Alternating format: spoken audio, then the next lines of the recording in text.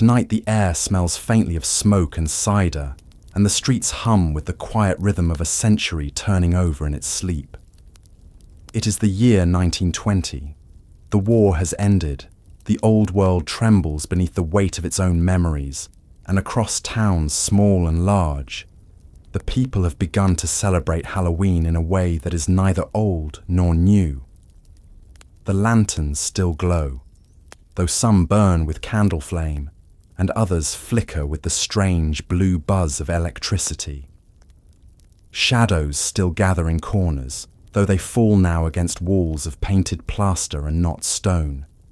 The night remains what it always has been, a night of questions, of laughter balanced with unease, of comfort found in rituals whose meanings are half remembered.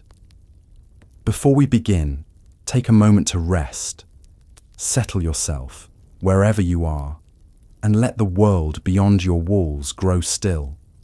Perhaps it is evening where you are, or deep into the hours when even the clocks hesitate to tick.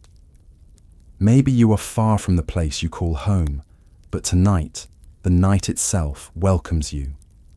Pull your blanket close, adjust your pillow, and breathe softly. The past is near enough to touch, and it waits just beyond the window glass. If you enjoy wandering through these quiet stories, leave a sign of your presence. Tell me where you are listening from, and whether the night feels close to you too. Now let us begin. It is late October in a small Midwestern town where the fields have already surrendered their harvest. Cornstalks lean dry and rustling in the dark, and the air carries the scent of soil turned cold. Along the narrow lanes, the last light of dusk slips away, leaving behind a faint haze of wood smoke rising from stoves. A street lamp hums softly near the crossroads, its glow steady and mechanical, a strange replacement for the old lanterns that once guided travellers home. Beneath it, a group of children stand in a loose circle, their breath visible in the chill. Their costumes are simple, bedsheets with eye holes, soot-smudged faces, and paper masks cut with kitchen scissors. The laughter that escapes them is small and uncertain, caught between excitement and the awkwardness of something new. They are waiting for permission to wander. Their parents have spoken in half whispers about this new fashion from the towns out east, where children go door to door asking for sweets or pennies. The words sound American, modern, harmless, but in the back of every mother's mind lingers the old unease. The door, after all, has always been sacred on this night, the thin line between welcome and invitation. For centuries it was opened only for the unseen, the souls of the dead, the restless, the wandering. And now their children are meant to knock upon it for sugar and coins. No one is quite sure what to think of that. Across the street, a porch glows with a new electric light, its wire humming faintly like a trapped bee. On the railing sits a pumpkin, carved with a jagged grin, its teeth lit from within by a candle instead of a bulb. It seems to watch the children in silence. The faces of these pumpkins have become a new tradition too, replacing the hollowed turnips and potatoes of the old country. The Irish families brought the idea here decades ago, but America made it larger, brighter, and somehow less solemn. Even so, in the quiet moments, when the laughter fades and the night deepens, the light from a carved face still feels like a watchful thing. A train moans in the distance, its whistle carried on the wind from the station down by the river. The sound is lonely, echoing through the cold air like a memory. Somewhere beyond the tracks, a barn door creaks open and slams shut again. The town is not large, but it is old enough to have ghosts in its corners. A few of the houses date back before the war, built when kerosene lamps were the only light after sundown. Their windows now glow faintly yellow, the curtains drawn tight, as though the families within wish to acknowledge the night but not invite it in. On one porch, an old woman sets out a plate of small cakes beside a single candle. Her mother had done the same, though she no longer remembers why. Something about respect, or remembrance, or keeping away what should not be near. Down by the square, the town's community hall stands ready for the evening's celebration. Paper streamers of orange and black hang from its rafters, curling slightly in the damp air. Inside, women from the church committee arrange tables of apples, nuts, and donuts dusted with sugar. The smell of cider drifts from a copper kettle over a portable stove.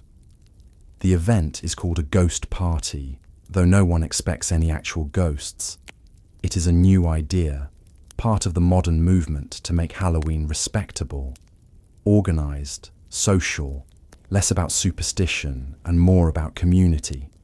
Yet, in the hush before the first guests arrive, the hall feels almost reverent, as if aware that such control over the night is temporary.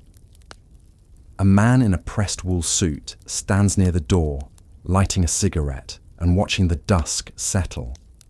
His hair is slicked back with pomade, his shoes polished to a shine.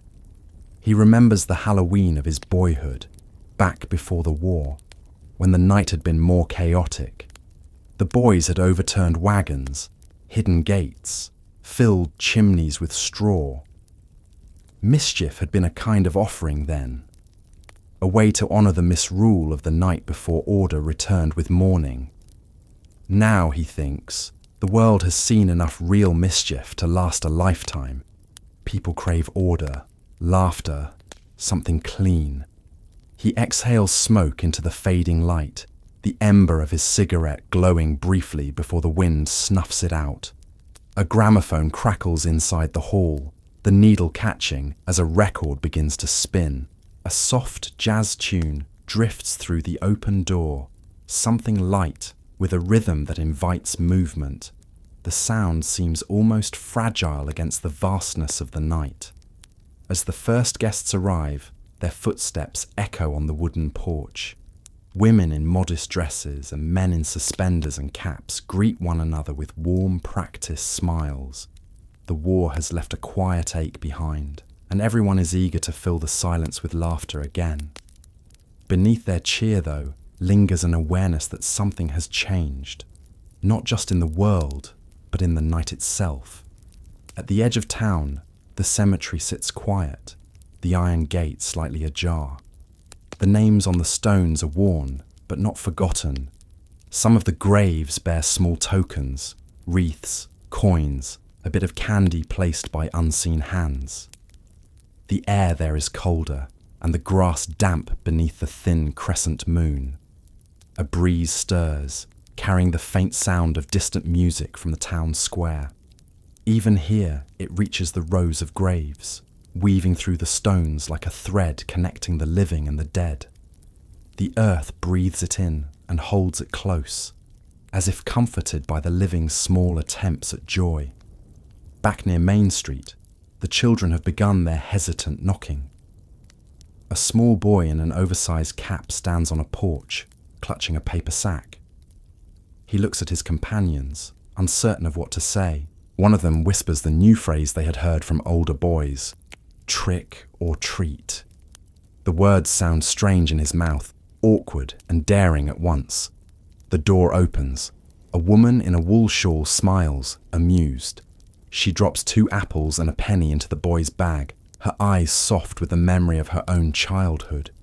"Don't stay out too late," she says, "and mind the roads." When the door closes, the children giggle, their breath puffing in small clouds.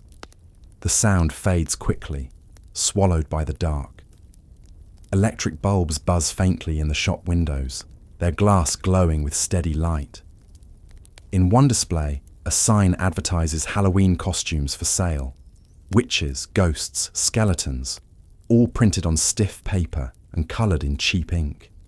They hang limply in the window, swaying slightly as if moved by breath rather than breeze. In the years before, such costumes would have been made at home, stitched from old fabric, or cut from flour sacks. Now they can be bought in boxes, identical and disposable, like so many other new things that have begun to define the decade. Progress, they call it. But progress, like the night, always asks for something in return. In a nearby alley, a group of older boys whisper together, pockets stuffed with pebbles and chalk. Their eyes gleam with mischief. The rules may have changed, but tradition dies hard. Soon someone's fence will bear a chalked ghost. Someone's outhouse will be turned on its side. Someone's gate will go missing until morning. They justify it as fun, harmless and quick. But beneath it, there is an echo of something older. The belief that on this night, order can bend, that mischief opens a door between worlds. They laugh as they run off into the dark, their voices bouncing off the brick walls before fading into the distance. Inside a nearby house, a family gathers around the radio. Static hums, then a voice fills the room, a calm, measured tone reading the evening news. There is talk of recovery, of the world healing from what has been lost. The father listens quietly, pipe in hand, while his wife sets a pie on the windowsill to cool. Their daughter, small and curious, stares at the reflection of the radio light on the wall, tracing its flicker with her finger. Outside, the street is dim, the light from passing lanterns painting brief patterns on the curtains. Somewhere in the distance, laughter drifts by, faint and momentary. The family says nothing for a long time. The pie cools, the radio hums, the night deepens. A cold breeze slips through a crack in the window frame. It smells of iron and leaves and something faintly metallic, like rain on old nails. The mother rises to close it, but pauses, her gaze caught by the pumpkin on the porch.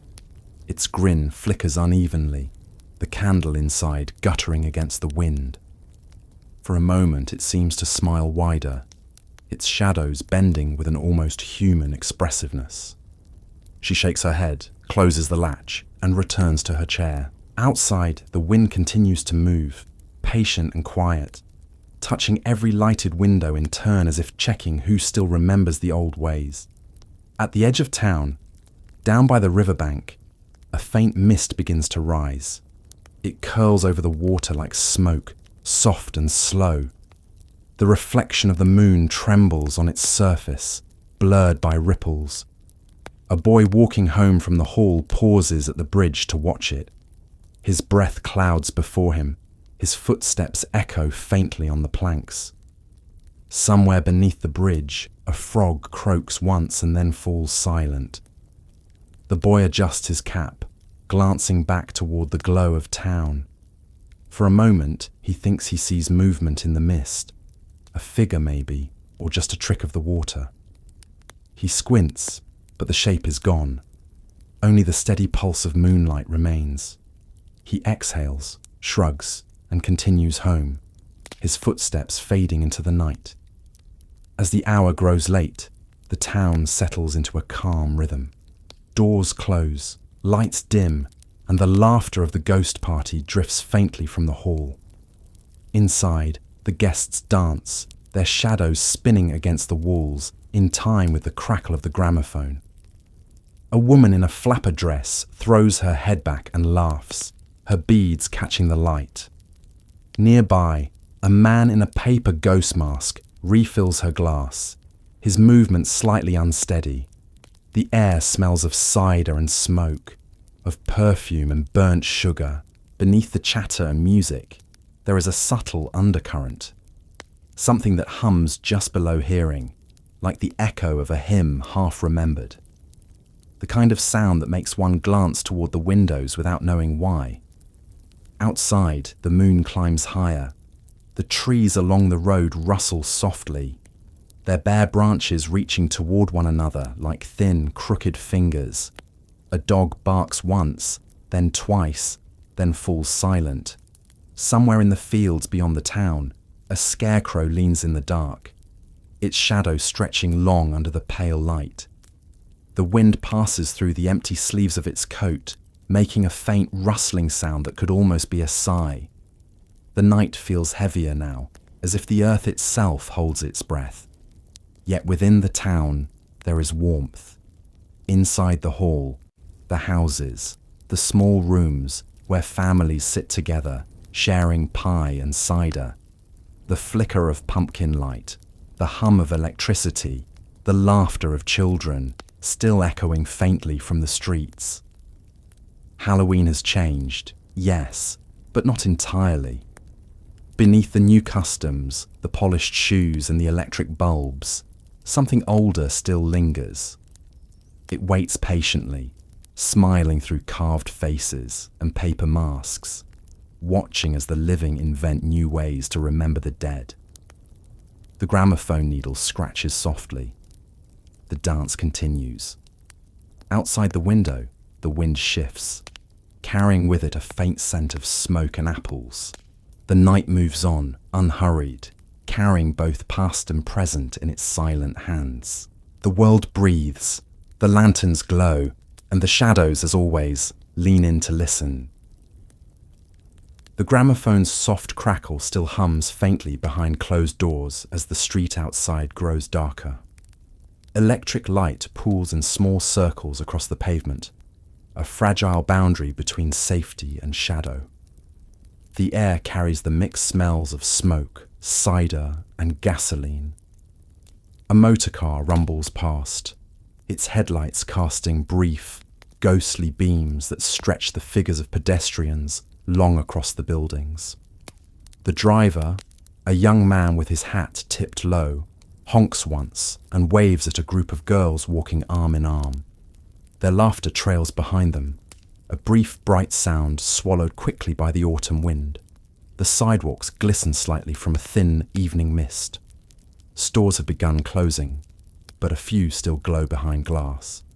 A bakery with rows of cooling pies, a tailor's shop displaying mannequins in fall coats, a small pharmacy where the last customer of the night exchanges coins for a tin of mints. A bell above the door rings faintly, polite and tired. Outside, the few remaining pedestrians move without hurry, bundled in wool coats, scarves tucked against the chill. They speak quietly, their voices blending with the soft hum of the town's new electric wires that run like silver threads above the street. From the open windows of the meeting hall comes the sound of laughter, chairs scraping, a faint trumpet line from a gramophone record, an attempt at jazz, still new and uncertain in this small town. The notes drift through the night, carrying something restless, something alive. It's a sound born from cities far away, from crowded rooms and dance floors where the lights never go out. Here it feels both exotic and slightly out of place, yet it catches on the air easily. Two boys pause outside the hall to listen, their faces lit briefly by the light spilling from the windows. One taps his foot, trying to match the rhythm. The other grins, adjusting the mask tied around his neck, a crude paper ghost cut from old newspaper. He whispers something about sneaking inside to see the dancing. They both laugh and move on, their shadows stretching long as they disappear down the road. At the corner of Main and Willow stands the boarding house, its narrow porch crowded with jack-o'-lanterns, whose faces glow with uneven candlelight. The landlady, a widow named Mrs. Corbett, stands in the doorway, arms crossed, watching the street. She has lived through too many Octobers to be impressed by this new, lively version of Halloween. The noise, she says, will only lead to trouble. But even as she mutters, there's a small smile tugging at her mouth. It's been years since she's seen the town so alive after sundown. Her tenants, two travelling salesmen and a teacher recently arrived from the city, stand behind her, watching the children pass by in their mismatched costumes. Someone plays a harmonica softly from the parlour. The sound is wistful, slightly off-key, yet comforting. Further down the street, the butcher closes his shop, pulling down the heavy awning. He stops to adjust the display of pumpkins near the door, making sure each one faces forward. The knife in his hand catches the electric light as he wipes it on his apron, the gesture practical but somehow ceremonial. His wife appears in the doorway with their youngest son.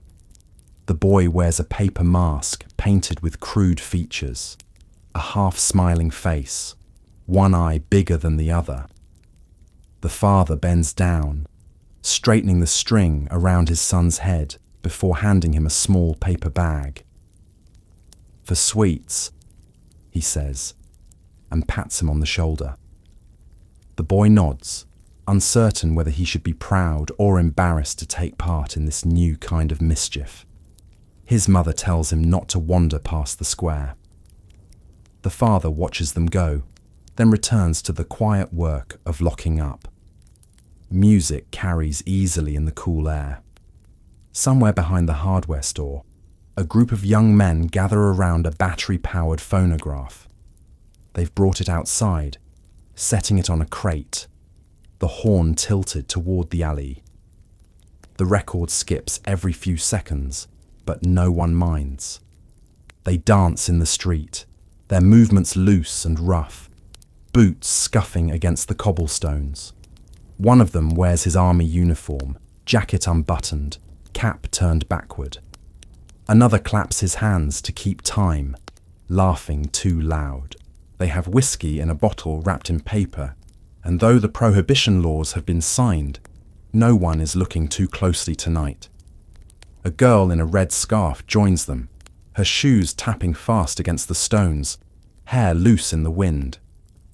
The laughter rises, echoing briefly against the brick walls before fading into the hum of the town. Not far away, the church bell strikes 9. Its slow, deliberate chime rolls across the rooftops, mingling with the sound of the gramophones, the laughter, the faint rumble of a passing car. Each note seems to remind the town of its own heartbeat. Steady, patient, older than all the noise around it. People glance up for a moment, as if the sound carries some private memory, then return to what they were doing. The night continues. In the small park near the river, lanterns have been hung from tree branches. Some are paper, others tin, all painted in orange and black. Beneath them, couples walk the gravel paths, the crunch of leaves underfoot soft and rhythmic. A young man in a newsboy cap walks beside a girl with curls pinned neatly beneath a hat decorated with ribbon. They speak quietly, words lost in the wind. At a bench near the water, an older man feeds breadcrumbs to the ducks, even though the birds have long since gone south. He says it's habit, that the park feels too empty without the motion of small wings. He hums under his breath, an old tune from before the war, something about the harvest moon. When he looks up, the trees sway gently above him, their branches moving like shadows against the dim light of the lanterns. On the bridge at the edge of town, a single car idles. Its engine rattles faintly before falling silent. Inside, a young couple sits close together, the glow of the dashboard lighting their faces. The girl traces shapes on the fogged window with her fingertip. The boy watches her quietly. In the distance, faint music drifts from the hall, softened by the night air. For a moment, neither speaks. Then the boy reaches over, turning the key, and the engine stirs to life. The car rolls forward, headlights cutting through the mist rising from the river. Behind them, the faint shape of the town glows in patches of orange and yellow. The laughter, the lanterns, the smoke, all of it small and bright against the wide dark of the countryside. The sound of jazz spills briefly from the open doors of the meeting hall as someone steps outside for air. He's a young man in suspenders, his sleeves rolled up, collar undone. The night air hits his face like a shock after the heat of the room. He pulls a cigarette from his pocket and strikes a match, the flame trembling against the wind. The smoke curls upward, pale against the dark. Behind him, the music shifts to a slower tune, a singer's voice faint and crackling through the record's static. He leans against the porch railing, watching a group of children run past with paper bags and masks. The smallest one trips, spilling candy across the sidewalk. The older ones help her gather it, their laughter quick and bright. The man smiles, exhales a cloud of smoke, and mutters something about how even ghosts seem to have learned new tricks. Inside the hall, the lights hang low. Streamers flutter in the draught from the open door, and a few candles placed along the windowsills cast wavering shadows that stretch and bend. A table at the back is crowded with plates of food, half-empty punch bowls, and the remnants of apple-bobbing games. The smell of cider and cinnamon mixes with the faint scent of smoke carried in from outside. The guests move easily between the tables, their voices blending into a low hum of conversation. Some dance. Others sit in small groups, their laughter quiet but genuine. At the centre of it all, the gramophone turns, its horn gleaming in the lamplight. The record wobbles slightly, the needle scratching just enough to make the music sound distant, as if played from another room or another time. One of the organisers, a teacher named Mr. Evans, stands near the refreshment table, explaining the origins of Halloween to anyone who will listen. He speaks of Samhain, of the thinning veil, of how the old customs have softened over time into games and gatherings. His audience nods politely, though few are listening closely. A woman in a beaded dress interrupts to ask whether there will be another dance later in the evening. Mr. Evans smiles, adjusting his spectacles, and says there will. He looks out the window for a moment, his reflection caught in the glass beside the flicker of candlelight. For a fleeting instant, it seems another face watches from the dark outside. But when he looks closer, there's nothing there. He blinks, chuckles at his own imagination, and returns to conversation. Down the road, a small barber shop still glows. The barber, an old man with a thin moustache, stands behind the counter counting coins. His radio hums quietly with static before a tune catches, whispering, the new hit everyone seems to be talking about. He leaves it playing as he locks the front door.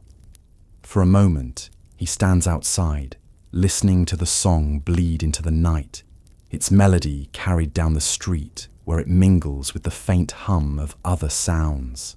Laughter, wind, the squeak of wagon wheels, the distant bark of a dog. The barber thinks of the year behind him, of how the town feels lighter now, freer somehow, though not without its ghosts. He turns the key in his pocket and walks home, the song fading as he disappears into the mist. By 10 o'clock, the streets have thinned. The younger children have been called home, their paper masks crumpled, their pockets sticky with melted candy. The older ones linger, emboldened by darkness, testing how far they can stretch the night before a parent's voice breaks through it. A group of boys gather near the railroad tracks, throwing pebbles into the air and daring one another to walk along the rails without falling. The metallic clank echoes faintly, rhythmic and hollow. Somewhere a bottle breaks, followed by laughter, quick and sharp. The night absorbs it all without judgment. A block away, two women close up their millinery shop, extinguishing the light in the front window. They speak softly as they step outside, one adjusting her scarf, the other carrying a small basket. They pause to look at the decorations strung across the street, paper bats and garlands sagging slightly in the damp air. One of them remarks that it feels like the world is learning to smile again. The other nods, but glances down the road, where a shadow moves too quickly to name. It's gone before she can point it out. They walk home arm in arm, the sound of their footsteps mingling with the faint hiss of wind through telephone wires. Near the park, a phonograph still plays. The record skips, then catches again, looping the same few seconds of a trumpet's low moan. No one is there to fix it. The wind nudges the horn, tilting it slightly, and the sound wavers before fading. The lanterns sway gently in the trees, casting small circles of light that tremble on the path below. A figure passes through them, perhaps a late walker, perhaps a trick of light, then disappears toward the river. The ducks are gone, the bench is empty, and the mist rising again. It curls along the water's surface, swallowing reflections of the lamps one by one. Back in town, the laughter continues behind closed doors. In the boarding house parlour, Mrs. Corbett's tenants play cards, their voices low, their movements relaxed. The teacher from the city tells a story about a masquerade he once attended, where the host had worn a mask so realistic that no one recognised him even after he spoke. The salesmen chuckle politely, one of them checking his watch. The harmonica plays again, soft and wandering. Outside, the pumpkins burn lower, the wax melting into puddles around the wicks. One candle goes out with a soft hiss, leaving only the faint scent of smoke. The electric lamps flicker once, briefly dimming, then steady again. The wires hum quietly above the rooftops, their faint vibration lost beneath the distant pulse of music and the whisper of wind. A newspaper caught in the gutter rustles against the curb, its headline half visible in the light. A new decade of prosperity. The paper trembles, caught by a passing breeze, then falls still. Across the town, the faint sound of laughter rises once more, brief, human, reassuring, before being carried away by the dark.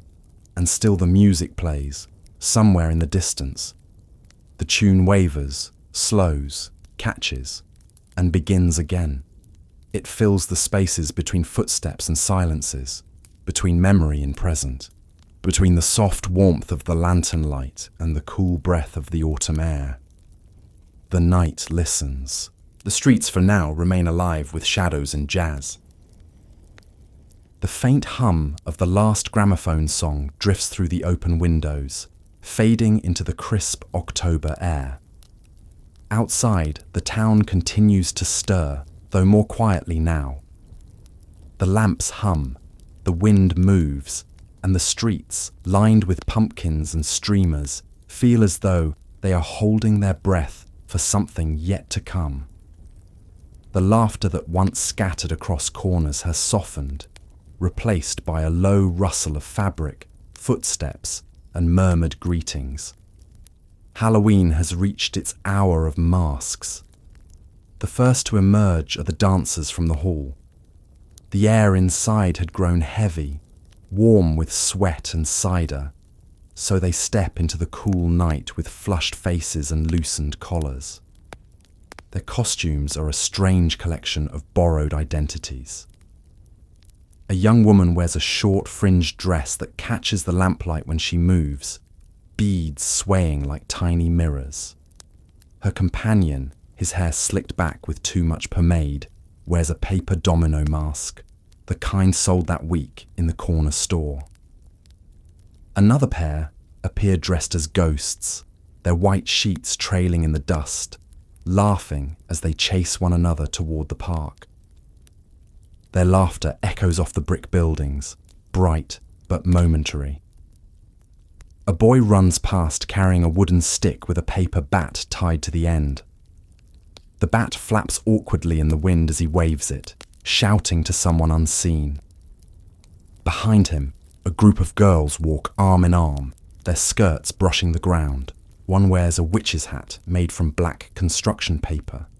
Another has painted freckles across her cheeks and tied her hair with orange ribbon. Their talk is fast and quiet, punctuated by sudden bursts of laughter. They pass beneath a gaslight, and for a brief moment the glow reveals the excitement in their faces, the small, wild joy of a night where rules blur just enough to feel free. On the main street, windows reflect the masks passing by. Skulls, cats, clowns, and crude devils drawn with charcoal. The reflections overlap, flickering together in the glass until it's impossible to tell where one ends and another begins. A man leaving the bakery carries a tray of fresh donuts covered in sugar.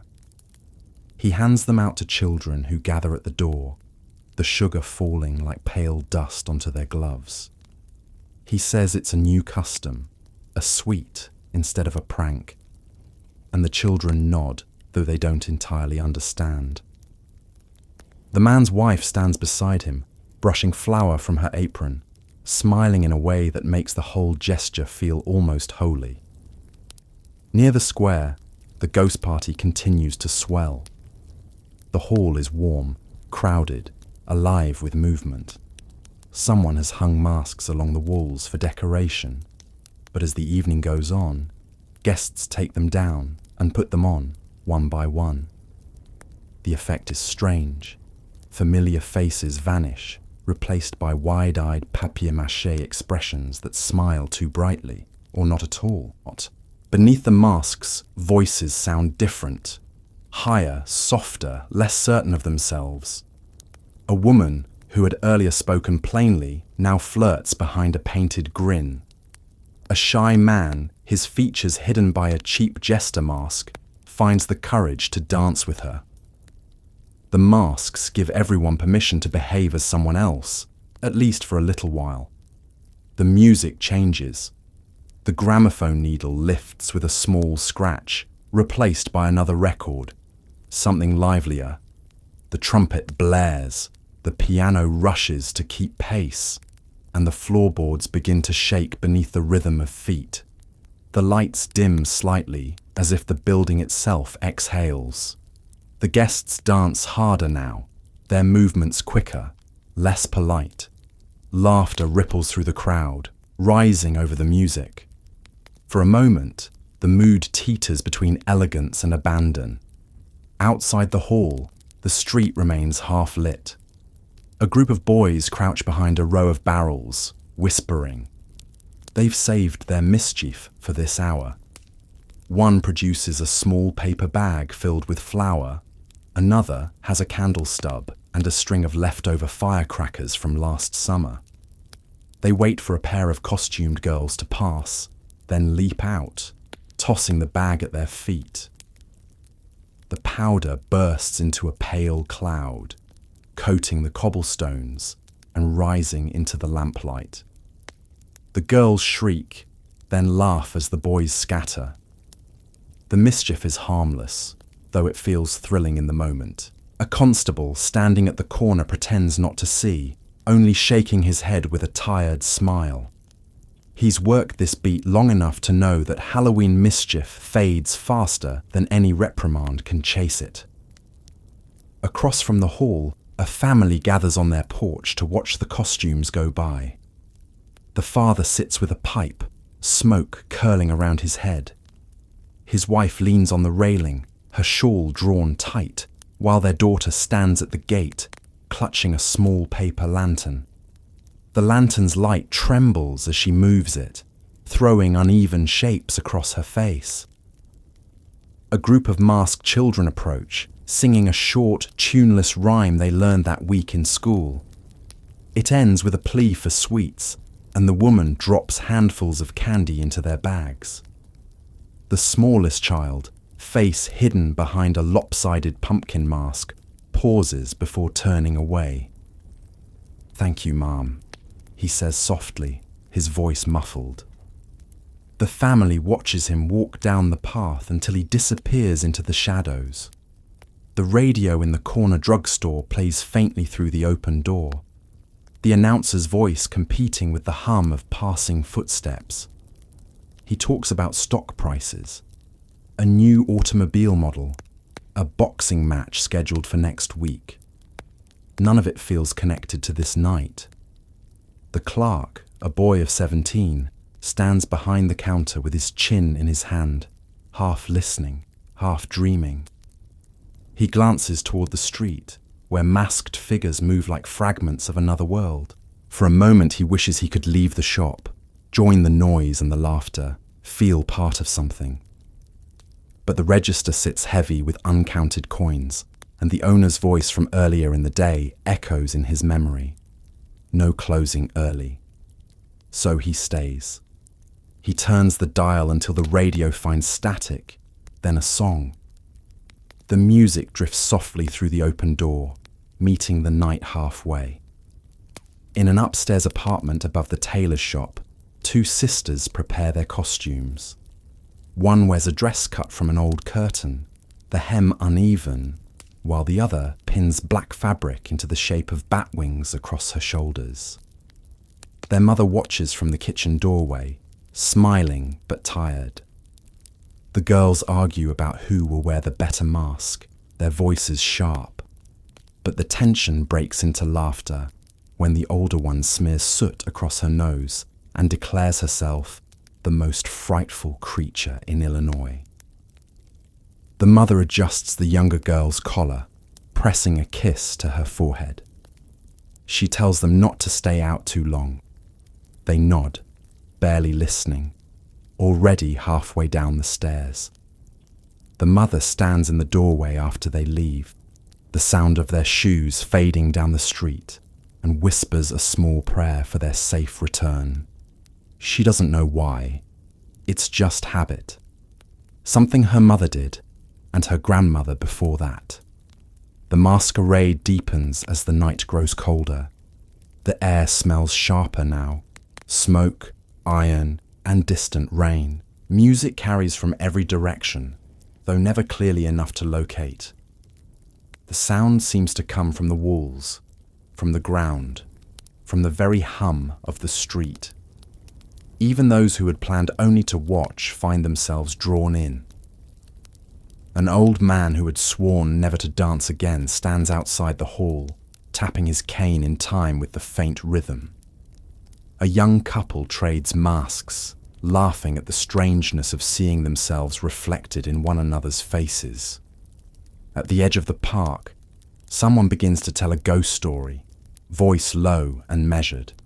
Others gather close, their breath visible in the chill, the masks hanging loosely now around their necks.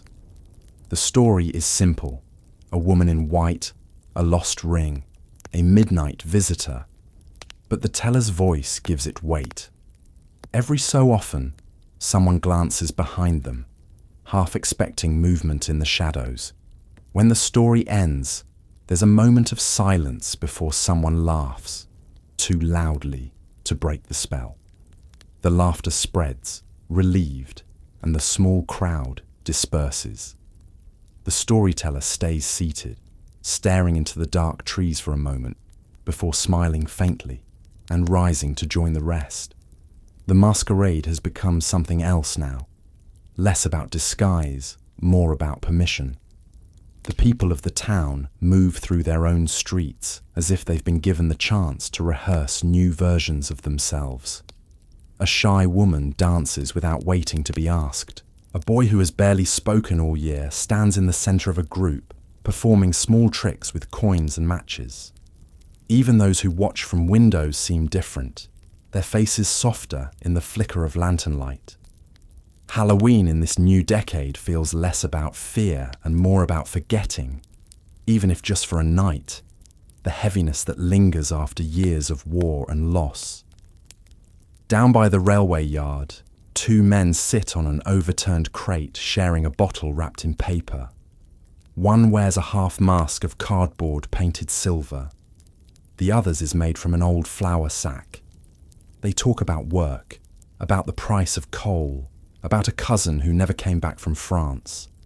The masked man laughs, then stops, his voice lowering. He says the nights have felt different lately, quieter somehow, as though the world is still listening for something it can't name. His companion nods but doesn't reply. The train whistle sounds in the distance, long and hollow. They drink in silence until the bottle is empty, then stand, brush the dust from their coats, and walk toward town. At the same time, the hall doors swing open once more. A rush of warm air spills out, carrying with it the scent of cider and perfume. The dancers inside have begun another song, faster than before. The band's rhythm skips slightly, the record worn from overuse, but no one seems to care. A woman with red hair and a feathered mask spins across the floor, her skirt swirling, her laughter carrying high above the music. Her partner follows, stumbling slightly, his hat nearly falling.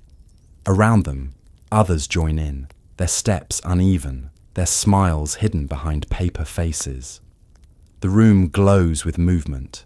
Candles flicker, shadows ripple along the walls, and the decorations, paper bats, streamers, lanterns, tremble as if stirred by invisible hands. Outside, the constable makes another slow pass through the square. He nods to those who greet him, tips his hat, stops once to relight his pipe. The ember glows briefly before fading to orange. He looks up at the windows of the hall, where silhouettes move against the light, unrecognizable in their costumes. For a moment, he feels like a stranger in his own town. He thinks of his father, who used to tell stories of Halloween nights filled with fear rather than fun. The world, he decides, has changed in ways neither better nor worse, only different. He finishes his pipe, taps the ashes onto the ground, and continues his round. The masquerade stretches beyond the hall now. It spills into alleys and across porches, into homes and quiet rooms. Masks hang forgotten on chairbacks, makeup smudges onto collars, and the night hums with the residue of laughter and the echo of new customs taking shape. Somewhere, a group of children gather around a porch light, arguing over who received the most candy. A block away, a lone figure walks toward the river, their costume tattered, their mask hanging loosely by a string. The mist has returned, drifting in low across the fields. The figure pauses at the water's edge, watching the reflection of the town shimmer across the surface. The ripples blur the lights into long streaks of gold and orange. For a while, the figure stands still, then turns and walks back toward the sound of distant music. The masquerade continues quietly, seamlessly, spreading through the town like breath. Behind every door, voices murmur, laughter rises, a record skips, and a candle flickers low. The night is full, but not finished. The masks may fall, but the air still hums with something electric, something alive. The streets remain awake, waiting for what comes next. The laughter from the hall fades into the distance as the night stretches thin and the town settles into that quiet hour when everything feels slightly unreal. The air has cooled. A thin mist hangs low along the street, softening the edges of buildings and turning lamplight into blurred halos. The masks have grown damp from breath, the paper softening, curling at the corners. The music still drifts from open windows, but now it sounds muted, like an echo from far away. The masquerade hasn't ended, it's only changed shape. The streets, once loud with music and chatter, now hold something gentler. The people still wander, though slower now, their voices quieter, their footsteps careful on the slick stones. A soft sound breaks the stillness. A knock, then another. Somewhere down the block, at the edge of the town square, a child raps 3 times on a wooden door and waits. The sound is small, polite, almost hesitant. Inside the house, a woman looks up from her sewing. The knock comes again, louder this time, followed by a faint whisper. She rises, smoothing her skirt, and opens the door. On the porch stand two children, a boy dressed as a scarecrow, straw poking from his sleeves, and a girl wearing a mask cut from cardboard, painted white with uneven circles for eyes. They hold out small paper bags. The girl speaks first, the words rehearsed but unsure. Trick or treat. The phrase sounds strange in the air, foreign but friendly. The woman blinks, unsure how to respond. The boy grins through the holes in his mask. The woman smiles faintly, remembering her own childhood when children played pranks on Halloween, turning over wagons, knocking down fences, but never asked for gifts. It feels odd, but harmless. She fetches a handful of hard candy from a bowl on the sideboard and drops it into their bags. The wrappers crinkle loudly in the silence. "Be careful," she says, "and don't wander too far." The children thank her and hurry off, their laughter swallowed quickly by the night. They are not the only ones. Up and down the street, small groups of children move from door to door, each carrying a bag or basket. Some sing, others chant short rhymes, their words mixing with the crunch of leaves underfoot. At every doorstep, the same exchange plays out: a knock, a pause, a smile, a sweet. The older residents look amused, even a little charmed. They remember a time when Halloween meant tricks and mischief, but this new version feels softer, more manageable. The children go home full of sugar and excitement, their hands sticky, their cheeks red from the cold. The night breathes easier for it. At the edge of town, a porch light flickers against the fog. A man in a flannel shirt sits in a rocking chair, a mug of coffee cooling on the railing beside him. He hears the faint patter of footsteps and the soft rhythm of knocking, travelling from house to house. It's a new sound, he thinks, one that belongs to this decade, like the hum of the radio or the purr of an automobile. He listens for a long time, tapping his thumb against the armrest in time with the knocks. When they finally reach his door, he's ready. 3 children stand before him, bundled in scarves and masks. He greets them warmly, his voice echoing in the still air. They chorus the familiar phrase. He nods, reaches into his pocket, and pulls out 3 small coins, dropping 1 into each bag. "That's for luck," he says, "and don't forget to say thank you." They do, then vanish down the steps, their laughter drifting away like smoke. In another part of town, not every door opens so easily. At the corner of Elm Street, a man peers through his curtains, frowning at the sound of knocking. He's never trusted holidays. Too much noise, too many strangers wandering after dark. He watches a group of children shuffle up to his porch, whispering among themselves. One raises a hand and knocks twice, light but steady. The man's hand hesitates on the curtain. The knocking repeats. Finally, he sighs, grabs a few apples from a bowl, and opens the door just enough to slide one out. The children take them politely, thank him, and move on. He watches them disappear into the mist, then closes the door quickly, turning the key in the lock. The sound of his radio fills the silence again, but faintly, as if even the music knows it's intruding on something older than itself. The rhythm continues door after door, a quiet pattern threading through the streets. The sound of knocking blends with the murmur of voices, the scrape of shoes, the occasional burst of laughter. It's not organized, not yet a rule or a ritual, just a scattering of small experiments in kindness and curiosity. At one house, a woman hands out cookies wrapped in wax paper. At another, an old man gives away walnuts, their shells still damp from the yard. A few try to revive older customs, offering apples for bobbing or candles for good luck. The children accept everything, their bags filling with the odd mixture of sweets, coins, fruit, and crumbs of tradition. In the square, the lanterns have burned low, their wax dripping onto the wooden tables. The last guests from the ghost party step out into the street, their masks hanging around their necks. One woman carries a shawl tight around her shoulders, her cheeks flushed from the heat inside. She pauses at the edge of the square, watching the children moving door to door in the distance. The sight makes her smile, though she can't explain why. Maybe it's the innocence of it, or maybe it's the way the laughter sounds so ordinary against the heavy quiet of the hour. She lingers until the cold forces her to move, then walks home, the sound of knocking fading behind her like a heartbeat.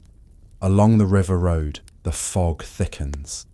The houses here are older, their porches sagging, their lamps fewer. The children don't come this far, but one house still shows light. A single candle in the window, its flame steady. Inside, an old couple sit by the stove, their dinner plates cleared away, the room warm with the smell of onions and smoke.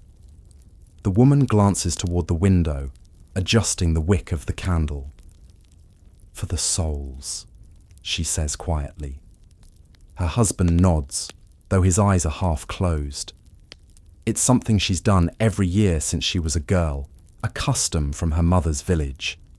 The candle burns for the wandering dead, so they might find their way home. Outside, the mist presses against the glass, turning the world beyond the window into a blur of light and shadow. The woman sits back down, listening to the faint knocking somewhere far away, and wonders if the old and the new are speaking to each other tonight. In another neighbourhood, the custom has taken on a more mischievous form. A group of older boys, too old for costumes, but not old enough for bars, move from house to house pretending to beg for candy, then dart away before anyone can respond. Their laughter bounces off the houses, quick and harsh. One boy carries a carved pumpkin under his arm, its candle still burning. When the wind blows, the flame flares briefly, throwing light across their faces. They reach the last house on the block, an empty property with boarded windows and a sagging fence. Someone dares the others to knock. The boys hesitate, then one steps forward, grinning. He raps on the door 3 times. The sound echoes, louder than expected. Nothing happens. He laughs, starts to turn away, then freezes. A soft creak, almost like a reply, comes from inside. The boys look at each other. No one speaks. Then another creak, followed by the faint sound of something shifting. They don't wait to see more. The pumpkin drops, the candle goes out, and their footsteps vanish into the dark. A few streets over, in a quieter part of town, a mother waits by the window for her son to return. The clock on the mantel ticks steadily, each minute stretching longer than the last. Outside, the sounds of knocking have grown distant. She wraps her shawl tighter, her eyes flicking between the clock and the front path. Finally, a shadow appears, a small figure moving slowly, clutching a paper bag against his chest. She opens the door before he can knock. The boy smiles up at her, his cheeks flushed, his hair damp from fog. "I got a penny," he says proudly. She kneels to take his coat, brushing bits of leaves from the hem. "And you were polite?" she asks. He nods solemnly. Every time. She kisses his forehead and guides him inside, closing the door gently behind them. The faint smell of caramel and candle wax clings to his clothes. As midnight nears, the knocks grow fewer. The streets, once alive with footsteps and voices, begin to empty. The last few lanterns flicker weakly, their light trembling against the wind. A single group of children remains, walking together down the main road, their bags heavy, their costumes crooked. They stop at one last house, a narrow building with ivy climbing the porch posts. The door is painted blue, the paint chipped in places. They knock once, then wait. No answer. They try again, louder this time. The house remains silent. The smallest child steps forward, peering through the window. "No one's home," he whispers. The others shrug, turning to leave. Then the door opens a fraction. A woman stands there, her hair grey, her eyes pale. She holds a candle in one hand, shielding the flame with her palm. "Trick or treat," the children chorus. The woman stares for a long moment before nodding slowly. "Wait here." She disappears inside, returns with a small tin of cookies, and hands it to them. "Take them all," she says softly. "It's been years since anyone's knocked on this door." The children thank her and run off, the sound of their laughter trailing behind them. The woman watches until they vanish, then closes the door, leaving only the faint glow of the candle through the window. By now, the night feels different, emptier, quieter, though not yet done. The streets glisten faintly where the mist has settled. Candy wrappers stick to the cobblestones, shining briefly in the lamplight. A few masks lie abandoned in the gutters, damp and folded in on themselves. The air smells of smoke and sugar and something faintly metallic. From far away comes the last echo of a gramophone song, its melody broken by distance but still recognizable. The words of the refrain are lost, but the rhythm lingers, steady and patient. In the houses, lights begin to dim. The last fires are stoked, the last windows shut. Somewhere, a candle still burns in a front window, its flame steady against the dark. The town exhales. Halloween has found its rhythm again, not through fear or mischief, but through small acts of knocking, waiting, giving. It is something new and something remembered at the same time. The doors will close soon, but the sound of those knocks will stay in the air a little longer, faint but persistent, like the heartbeat of the night itself. The mist thickens again near the river, blurring the edges of things. A lantern flickers once, then steadies. The houses sleep. The wind moves through the trees, brushing the last of the dry leaves across the street. The sound is soft, like footsteps. Somewhere far off, another door opens, and another small voice calls out. The night listens, patient and unending, waiting for what comes next. The doors groan on their hinges when they swing wide, and a pocket of heat rolls out to meet the colder air from the square. The building is old enough to carry a mix of smells that tell its history without trying. Floor wax coal dust, damp wood from a dozen wet winters, and tonight a stronger wash of cider, cinnamon, and people packed close together. Streamers hang low along the beams, paper bats tilt on threads, and the banners someone painted in the afternoon have begun to curl at the edges from the humidity. Windows fog around the corners. Coats pile high on a long bench near the entrance, where a sign, carefully lettered by a schoolboy, asks neighbours to please keep track of your belongings. No one has, not really. Scarves slide off the heap and drift to the floor like tired snakes. A volunteer keeps bending to scoop them back up, only for another to slither down again the next minute. A gramophone on a table near the stage throws sound into the crowded room. The needle wears a path deeper with each play, adding a scratch that makes the music stretch and waver.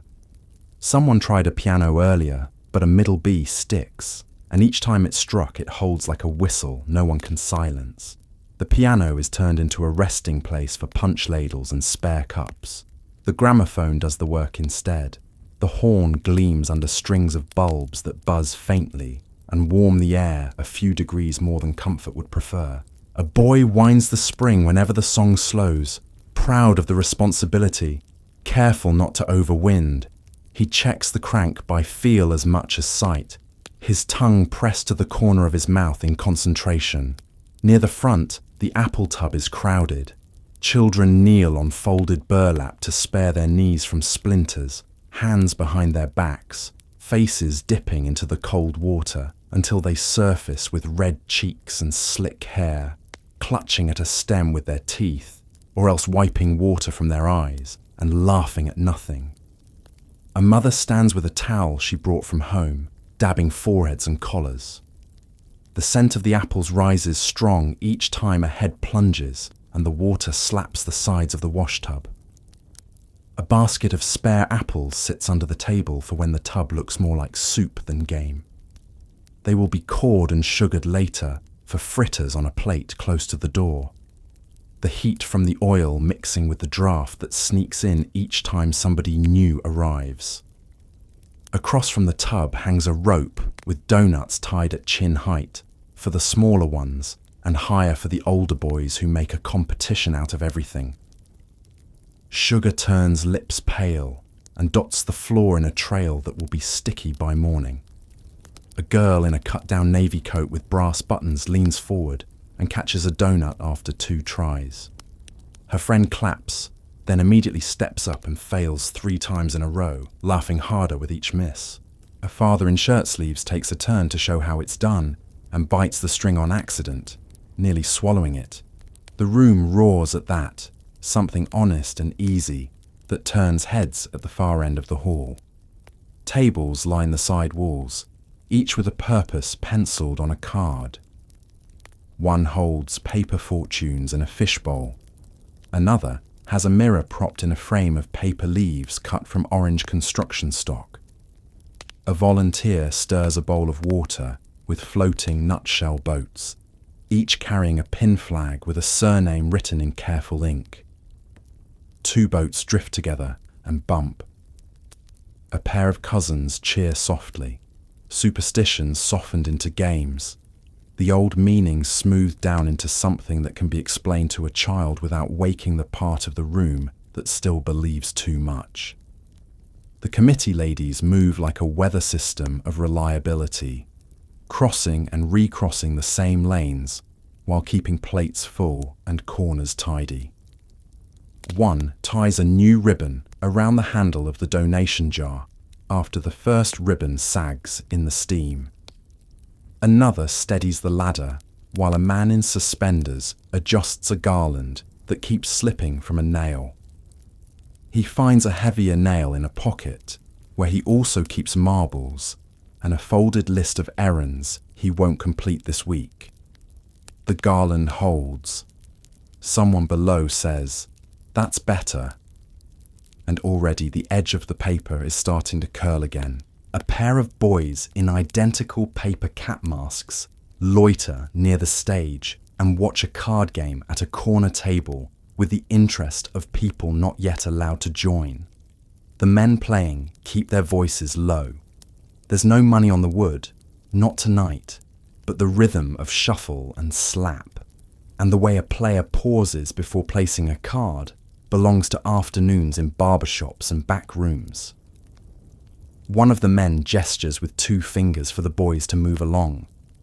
They do, but only as far as the punch bowl, where they hover like small weather vanes, turning for a refill each time the ladle tips. Steam fogs the lower panes of the windows.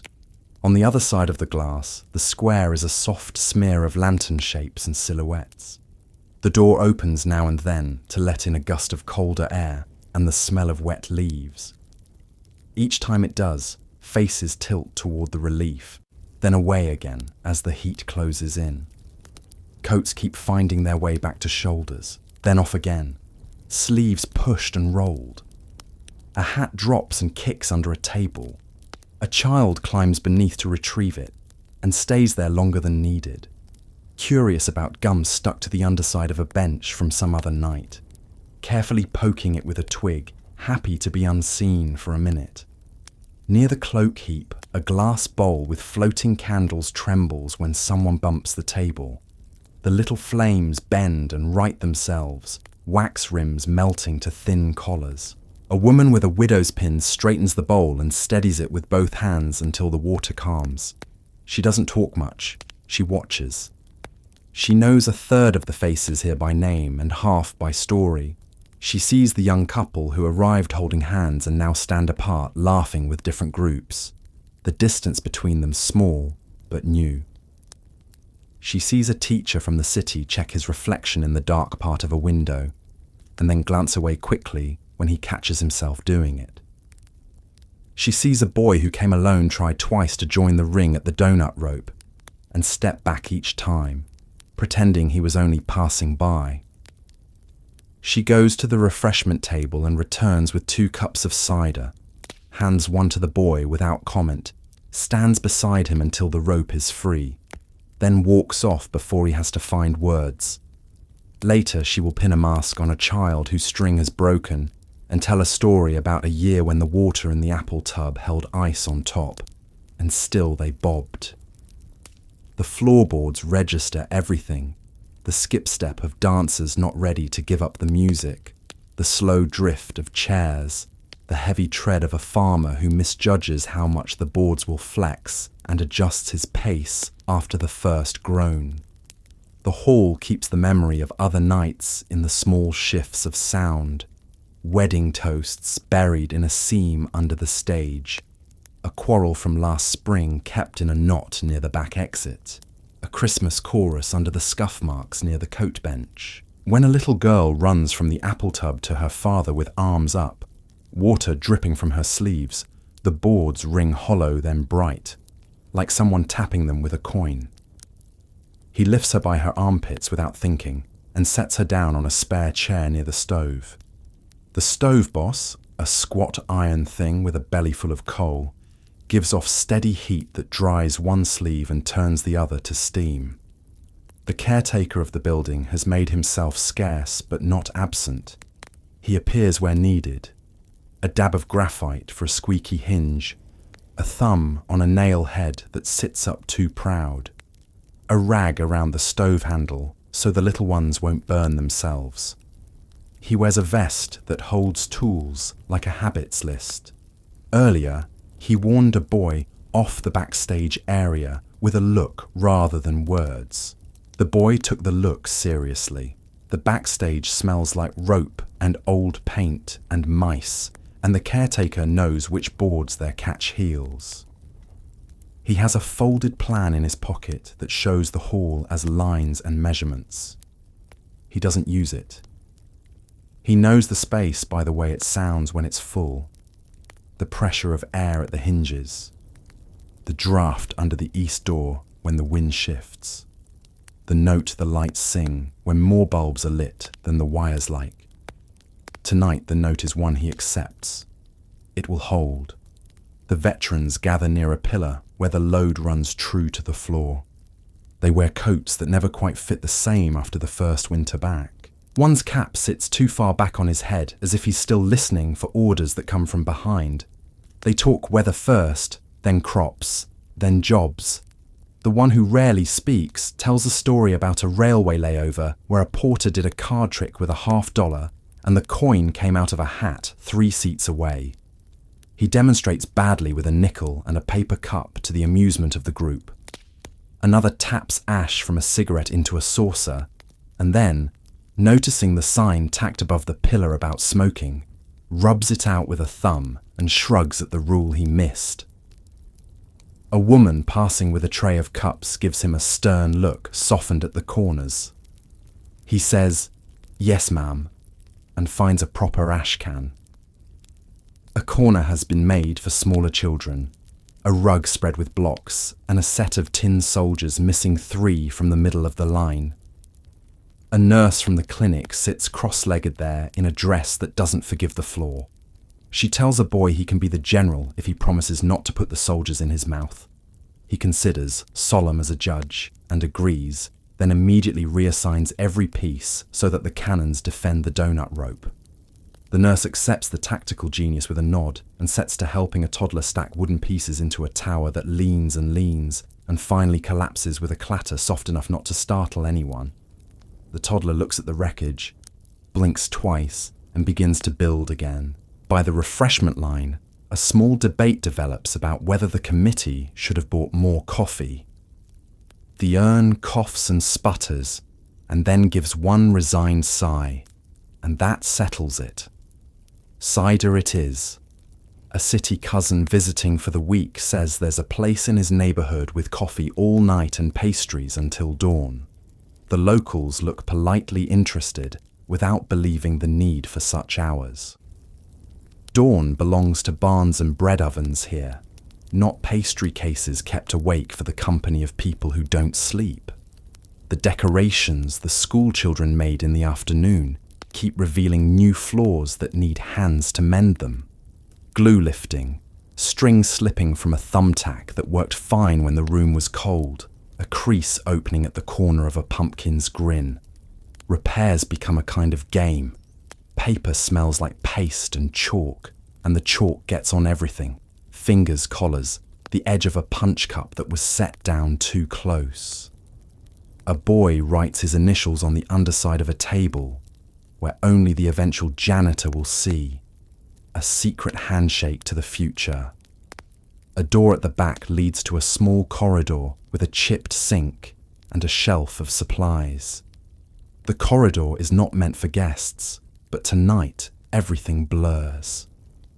A girl wanders in looking for a lost ribbon and finds instead a stack of cardboard masks waiting in a box marked with a price no one is collecting. She tries on a fox, then a clock face with painted hands frozen at midnight. She doesn't buy. She puts both back and leaves with her hair retied by her own hands in a knot that holds better than the ribbon would have. The box remains, half full, faces turned up as if napping. Sometime after 11, the music slows and the room's voice changes with it. People talk in pocketed conversations that don't need to carry to the door anymore.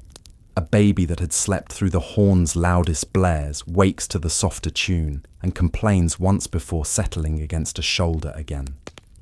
The apple tub is left alone long enough for the water to settle and show a clean reflection. Then someone throws a new apple in and the image breaks. A volunteer wipes the lip of the tub with a cloth and hangs the cloth over a chair, where it will be found in the morning, stiff with sugar, and used to dust the piano instead of washed. Someone in a pointed hat takes charge of a line drawing game on butcher paper pinned to the far wall. Participants walk past with a pencil and add a single line to a ghostly outline that started as a circle and has grown legs, then arms, then a hat, then a dog on a leash, then smoke rising from a tiny house in the bottom corner. A man who cannot draw adds a fence that looks like the spine of a fish. He signs his name under it in small letters and walks away looking satisfied. The paper rustles when people brush it. The pins holding it strain but keep their grip. By the stage, a few masks have been propped like spectators. A jester, a solemn owl, a skull with teeth too square. Their eyes catch the light each time the horn gleams. A boy lifts the owl to show his sister, and she says it's too heavy for her and hands it back. He sets it down with care, aware for no reason he can explain that dropping it would feel like more than a tear in paper. The caretaker sees this and moves the masks farther from the edge without making it look like he doesn't trust them. He trusts everything in this room and nothing, both at once, the way one does when responsible for a space meant to hold strangers and neighbours together without incident. Near the entrance, a ledger on a small table lists raffle tickets, and the winner of the cake, a tall stack of layers iced with a hand too warm for the task, edges already slipping. The winner is a man who lives alone up the hill. He offers slices to anyone who passes within reach of a knife. A slice ends up on a plate balanced on a window ledge, forgotten until a child finds it, cold and charming, and eats it with 2 fingers while watching the door for the next arrival. The ledger's pen runs thin. A woman shakes it, writes again, and the letters appear darker, then fade back to the same shallow grey. The lights hiccup once, a small dip that makes every face lift instinctively. Nobody stops talking.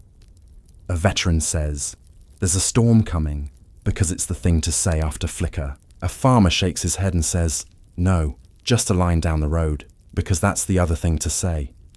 The caretaker goes to the panel and passively looks at it as if looking is a tool. He returns with the same unhurried pace. The bulbs glow steady again, loud in their way. The room takes the hint and forgets to worry.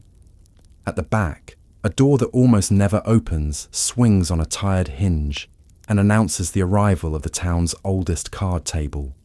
4 legs, 3 stable. Someone had promised to mend it and never did.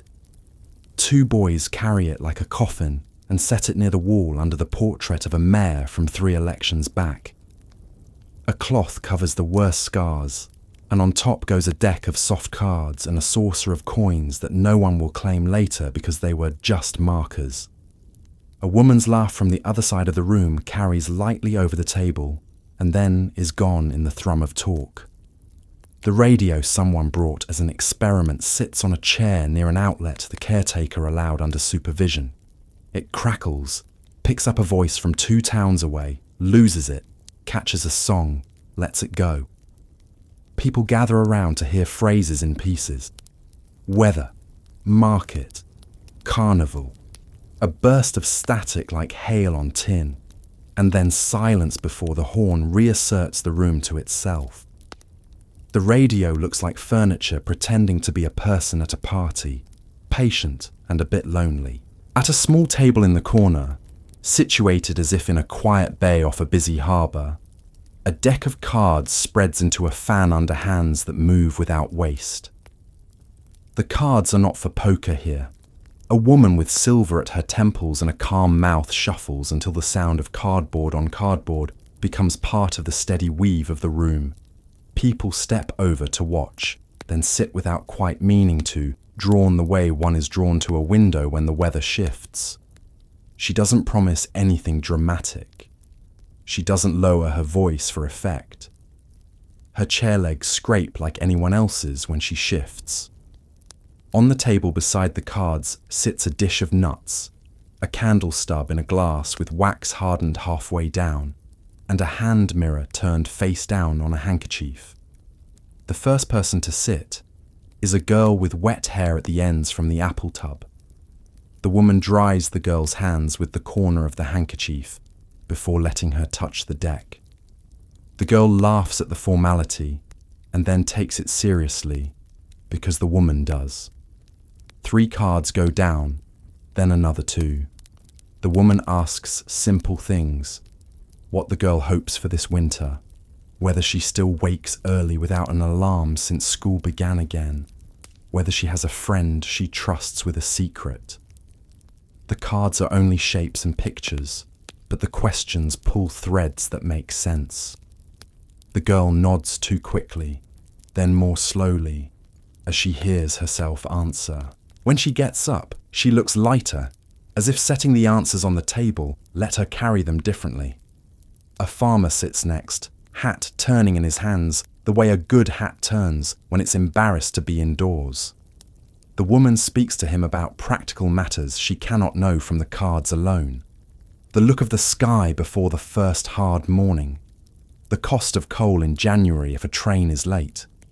The ache in the elbow when weather is certain to be wet.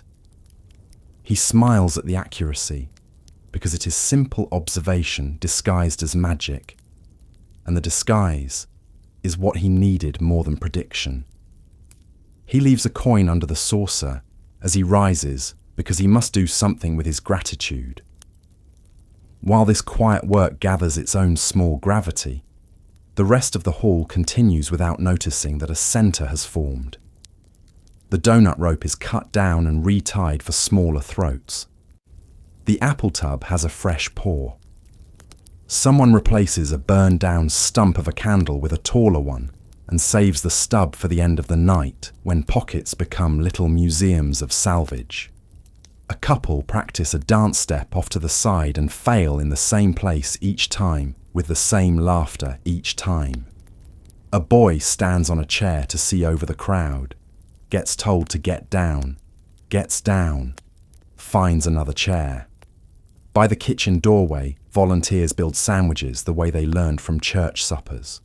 Not too much mustard, 3 slices to a plate. Stack them so the corners don't slip. One woman mentions an aunt who used to throw a Halloween supper where the spoons were hidden in the garden, and anyone who found a spoon could have a second ladle of stew. The others agree this seems like making work for everyone, but the picture of it pleases them all the same. Outside, a gust knocks a dead leaf against the pane in a dry tap-tap that sounds like someone testing a lock. The volunteer nearest the door glances at it, then returns to arranging plates. A boy with a scar down one shin from summer climbs onto the stage and peers into the wings where a rope drags a curtain that doesn't need to move tonight. He pulls it anyway because ropes ask to be pulled. The curtain opens a foot and shows nothing special, just scuffed boards and a coil of wire. He closes it again and ties the rope more neatly than he found it. In the tie is the satisfaction of putting one small thing right in a room already full of people doing that in 100 ways. The caretaker stops by the card corner, not to sit, but to shift the candle farther from the cloth. He looks at the woman with the calm mouth and nods. He knows her by sight, by the way people lean forward when she speaks. She nods back, reads in his posture that he's counting minutes to the hour he'll empty ash, sweep wet leaves from the threshold, latch windows in the order that avoids drafting smoke back into the room. He will do it without anyone seeing him do it. He would rather it that way. A record ends and the room keeps moving on momentum for a few seconds before the next one drops. In that interval, the sound of voices stands alone, layered and steady.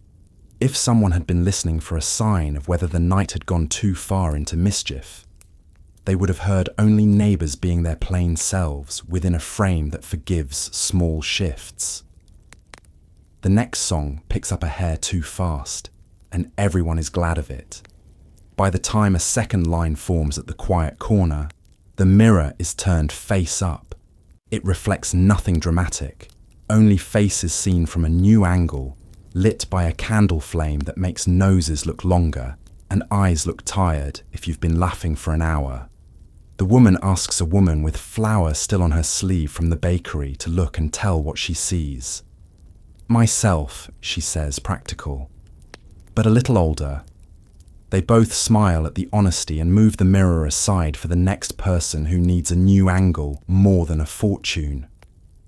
From outside, the last few knocks at distant doors sound like knuckles against barrels more than wood, softened by fog and distance.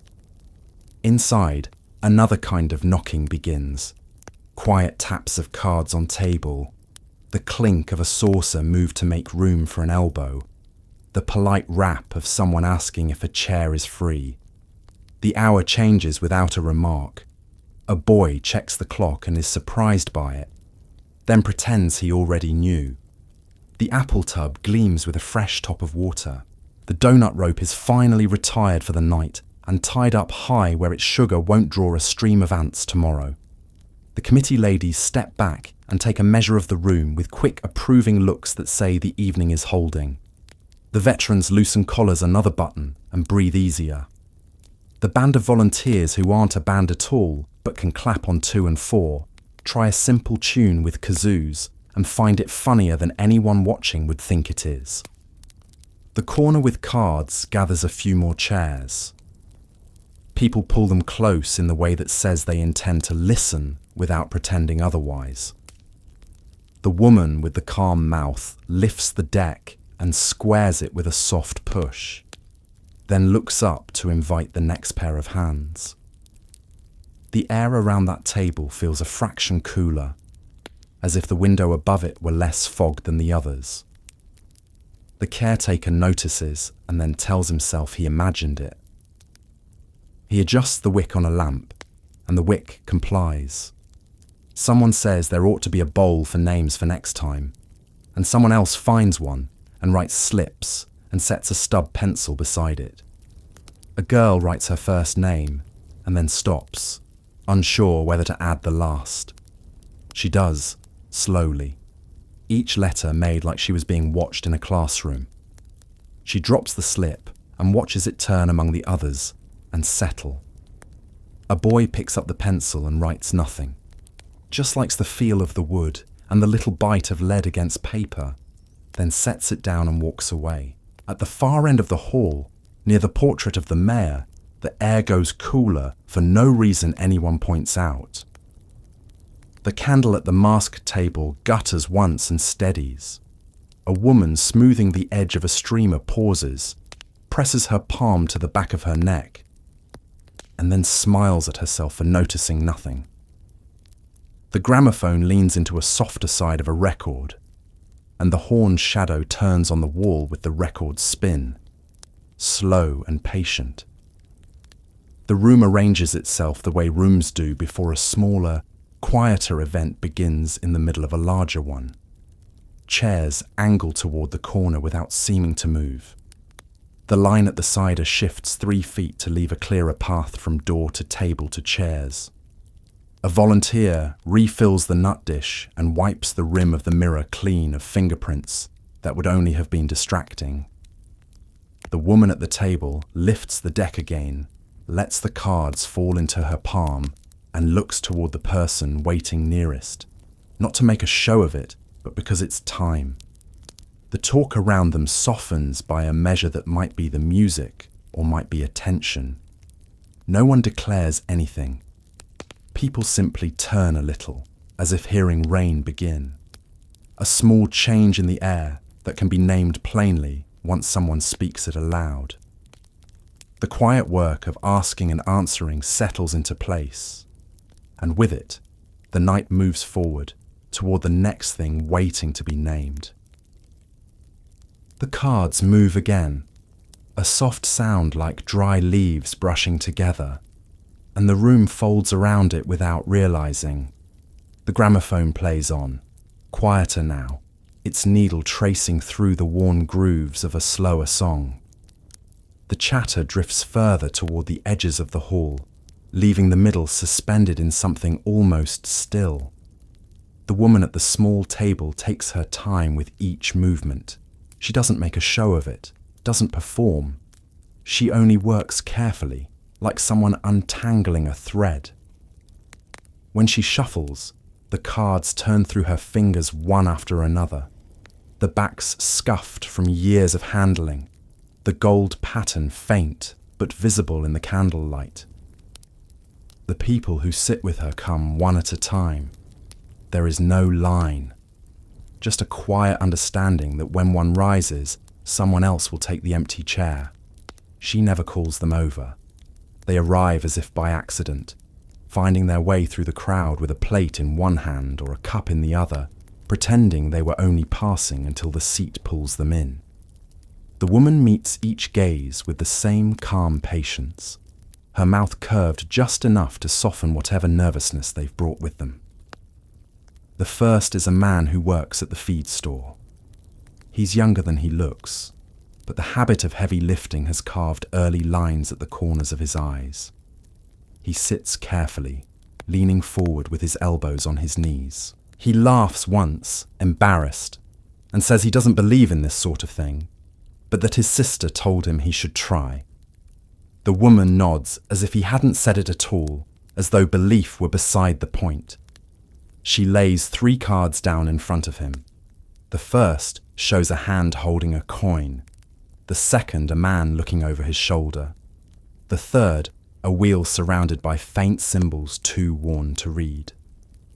She taps the first with her finger. "You work hard," she says, "but you don't save as much as you should." He smirks, ready to disagree, then pauses. "Well," he admits, "maybe." The woman nods again, slow and certain. "You've been waiting for something to start, but it already has. You're just pretending you haven't noticed yet. The man looks at the cards again. What is it? He asks. She smiles, her eyes reflecting the candlelight. That's yours to figure out. He thanks her, leaves a coin beside the deck, and walks away, still turning the words in his mind. The next person is a woman from the bakery, her apron still powdered faintly with flour. She sits straight-backed, folding her hands in her lap. I don't want to know the future, she says. Just whether this one will hold. The fortune teller doesn't ask what she means. She only spreads 4 cards in a cross, 1 in each direction. The pictures don't mean much to anyone else, just faded figures and symbols worn nearly blank from years of fingers tracing them. You've lost something, the woman says softly. The baker nods. You've filled the space with work, but work isn't what fills it. The baker's eyes stay on the table, unblinking. What does then? The fortune teller pauses, her fingers resting lightly on the top card. The sound of someone laughing in the same room as you, she says. The baker exhales through her nose, a faint smile returning to her face. Then maybe I'll bake twice tomorrow, she says. It's always louder when there's more bread. She leaves quietly, her footsteps soft against the boards. At the next table, a group of children play a guessing game with pennies and folded paper, their laughter mixing with the scratch of chairs and the faint pop of the stove, expanding against the heat. The fortune teller's table sits a little apart from them, not by distance, but by mood. People seem to lower their voices when they pass, not out of fear, but respect. The candle beside her burns unevenly, the wax dripping down one side, pooling into the shallow dish below. Each time the wick leans too far, she trims it with a small metal tool, steady as a clockmaker adjusting gears. The flame never quite steadies, but it never goes out either. A young woman comes next.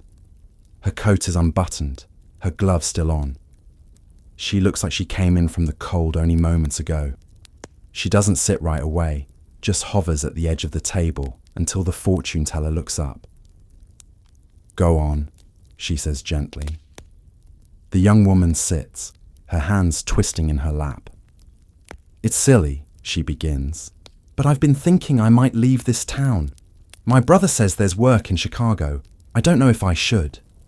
The fortune teller begins to shuffle, the sound soft and rhythmic. What are you afraid of? She asks. Not finding what I'm looking for, the girl says. And what's that? The girl shrugs. Something that feels like mine. The woman lays 3 cards. One shows a ship, another a house, the third a road. She points to the road. This one is the easiest to draw, but the hardest to walk. The girl laughs under her breath. You make it sound like a sermon. No, the woman says. A sermon tells you what to do. I'm just showing you what you already know. The girl nods, her shoulders relaxing. Then maybe I'll pack tomorrow, she says, or the day after. That's enough, the woman replies. Deciding to move is the first step, whether you take it now or later. The girl leaves the table, her gloves still in her hand. Near the stove, someone refills the cider kettle, the lid clanging softly against the rim. The heat carries the smell of sugar and spice through the room. A faint haze hangs near the ceiling now, the mixture of breath, warmth, and smoke from candles burning low. The caretaker wipes condensation from one of the windows with a cloth and glances out into the fog. The square is nearly empty. Only a few lanterns still glow, their light trembling in the wind. He steps back, satisfied, and closes the curtain.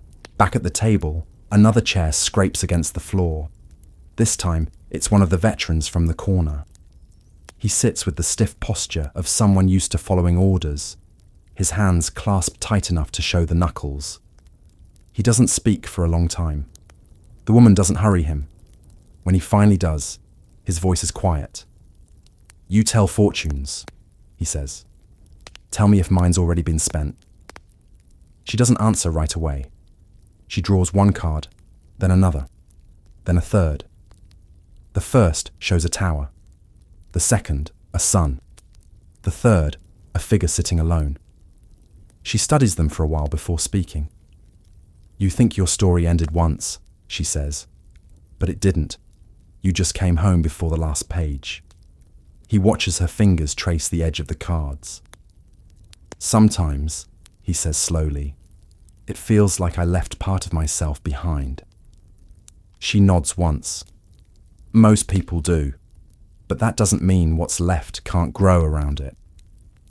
He lets out a breath he didn't realize he was holding, then gives a small, crooked smile. "You make it sound simple."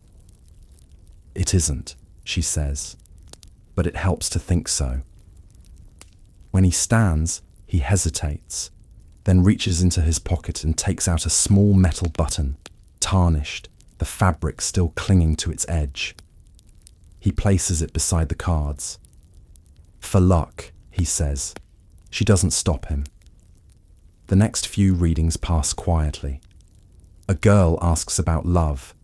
A boy asks whether his father will find work. A teacher asks nothing at all, just sits and watches the cards turn as if the movement itself is the answer. The woman listens more than she speaks. Sometimes she says nothing, only nods. People seem content with that.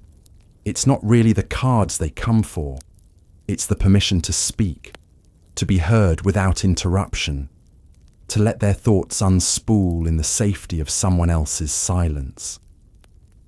A draft slides under the door near the kitchen, rustling a corner of the paper decorations. Someone laughs, chasing the movement with a thumbtack. The clock above the stage ticks loudly for a few seconds before fading back into the noise of the room. The gramophone needle skips, catches, and continues. The caretaker walks the perimeter, adjusting lamps, tightening shades, checking that the stove burns evenly. Each task blends into the next, the kind of steady rhythm that keeps a night like this from unraveling. He passes the fortune table without slowing, but his eyes linger just long enough to see the small crowd gathered there, each face different, each one lit faintly by the same candle.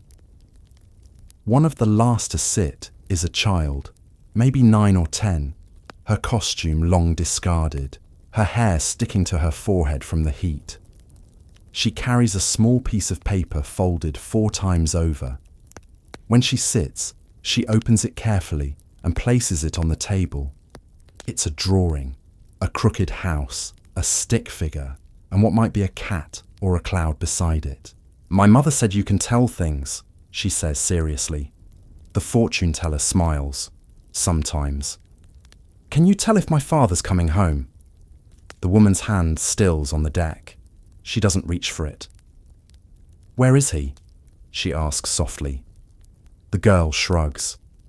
"He went away before Christmas." The woman folds the paper again and slides it back toward her. "I think he'll try," she says finally. The girl nods, satisfied, as if that's all she needed. She thanks her, takes the paper, and runs back to the group of children near the donut rope, her laughter joining theirs. The candle burns lower, the wax spilling onto the table in slow, glossy rivulets. The flame wavers each time someone passes too close, bending toward the drafts and straightening again. The woman keeps the cards moving, her hands sure, her eyes calm. Once in a while, she looks up, glancing across the hall. The dancers have grown tired. Some sit against the walls, their masks tilted up, their faces damp from heat and cider. The air hums with the comfortable exhaustion of a night that has gone well. The laughter has softened into something smaller, more private. A few people have begun to gather their coats, speaking quietly as they prepare to leave. But others linger. No one wants to be the first to break the spell. Outside, the fog presses against the windows, thick and grey. The world beyond the glass looks distant, like a memory fading even as it's happening. The street lamps glow faintly through it, blurred halos of yellow and white. The door opens briefly as someone steps out for air, letting in a gust of cold that makes the candles flicker wildly. The fortune teller cups her hand around the flame until it steadies again. The air smells briefly of wet leaves before the door closes and the warmth returns. A man she hasn't seen before takes the empty seat. He wears no costume, just a plain dark coat. His hair is damp from fog. He doesn't remove his hat. He places a nickel on the table before she can say anything. "You don't have to pay first," she tells him. "It's not payment," he says quietly. "It's a promise." She studies him for a moment, then begins to shuffle. "What do you want to know?" "Nothing," he says. "I only wanted to hear someone talk for a while." The corners of her mouth lift. "Then I'll tell you this," she says, turning a single card. Everything that's ever been lost finds its way back eventually, but never the same way twice. The man nods slowly, his eyes fixed on the card, a picture of a lantern burning in the dark. "That'll do," he says, standing. He leaves the coin where it lies, still warm from his hand. As the hour deepens, the crowd thins. The hall breathes slower now, the air cooling by degrees. The caretaker checks the stove one last time, then leaves it to die down on its own. The fortune teller gathers the cards into a neat stack, tying them with a faded ribbon. The last of the cider is poured, the final crumbs brushed from the tables. A few guests linger near the doors, speaking in hushed tones, reluctant to step back into the cold.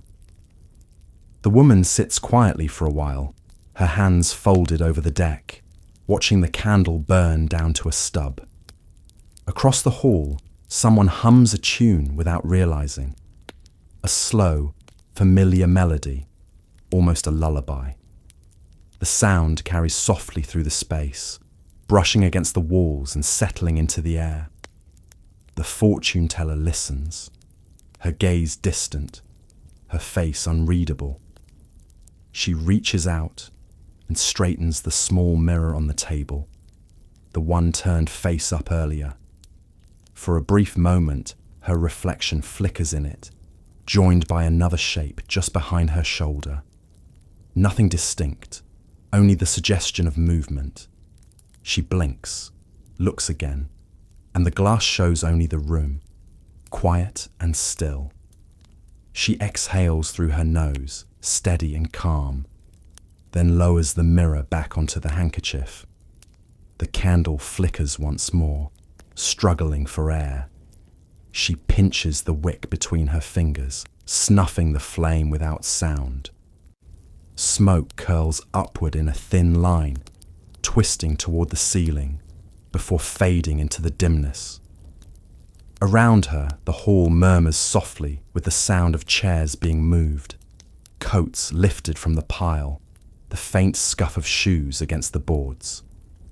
The night isn't over, only shifting shape again, moving toward its next rhythm. Somewhere outside, a door creaks open, followed by a burst of laughter and the quick beat of footsteps disappearing into the fog.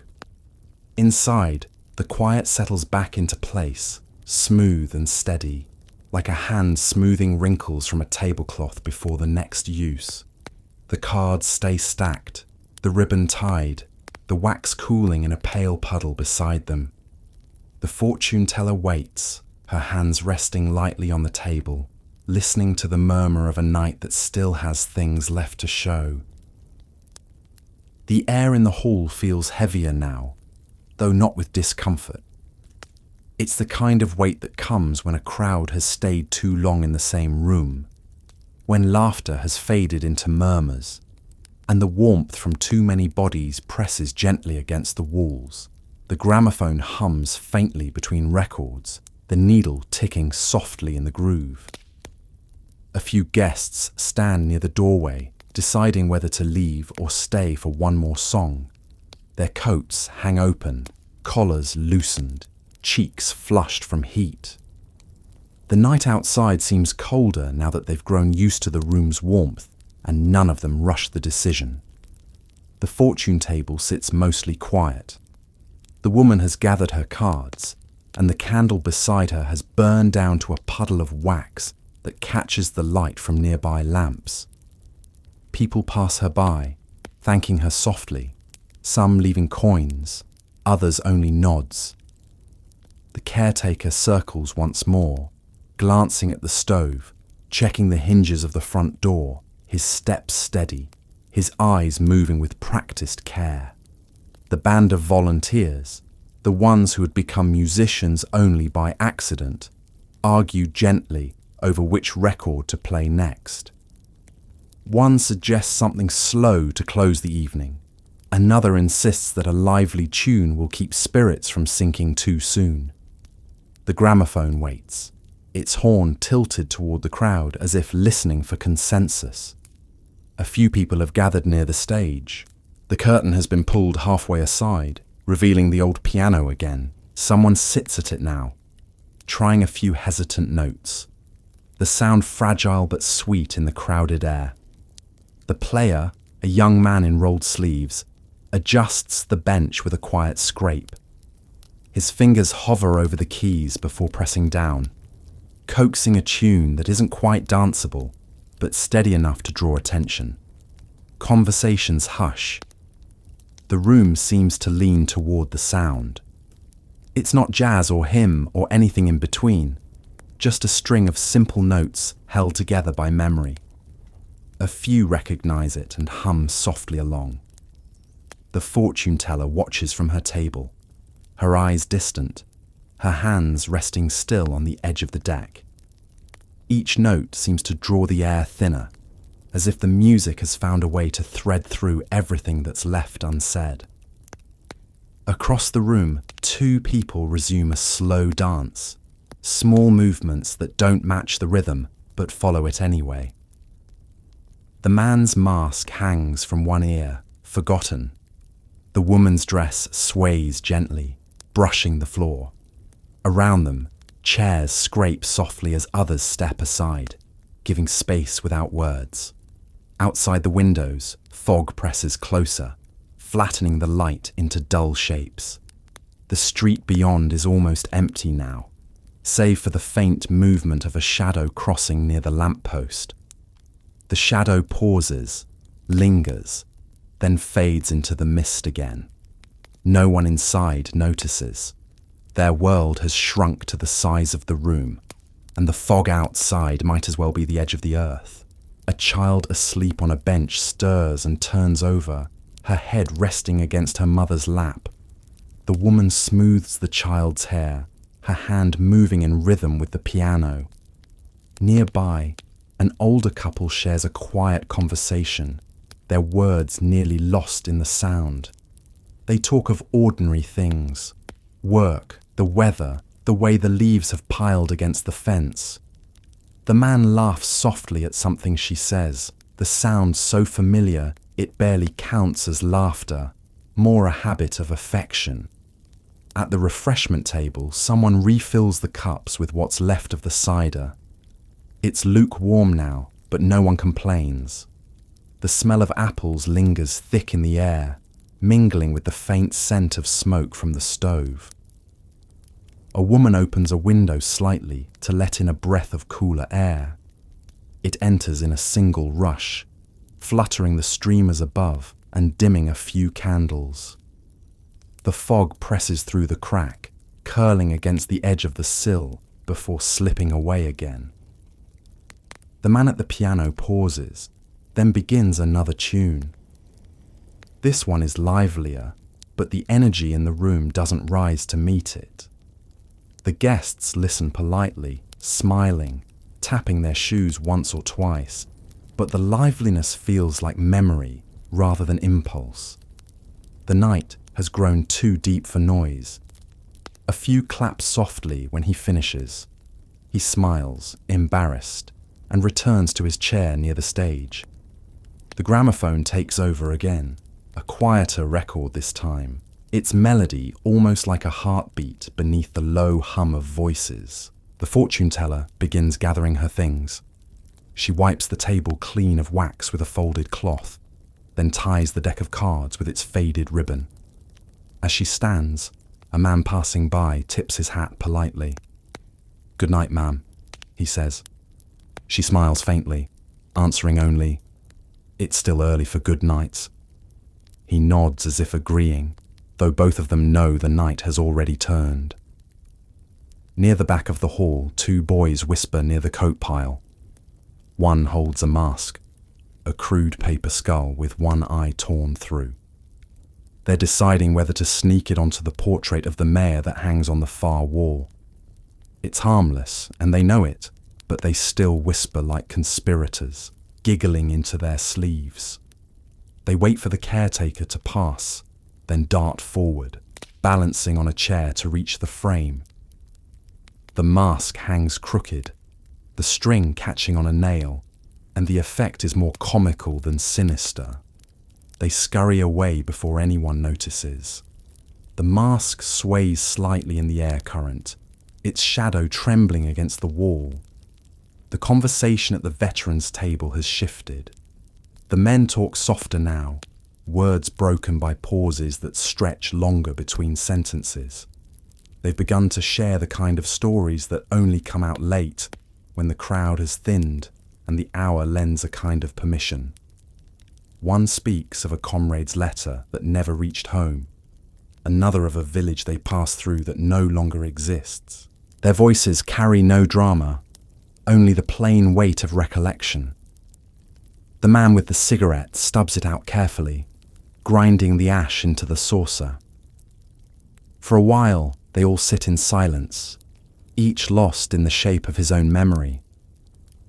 The caretaker notices, stops near their table, and sets down a fresh jug of cider. "Still warm," he says quietly. They nod their thanks. He doesn't linger. He moves on, collecting empty cups and forgotten plates. When he reaches the fortune table, he pauses. The woman has gathered her things, but she hasn't left. She's standing near the window now, watching the fog. "Cold out there tonight," he says. She nods.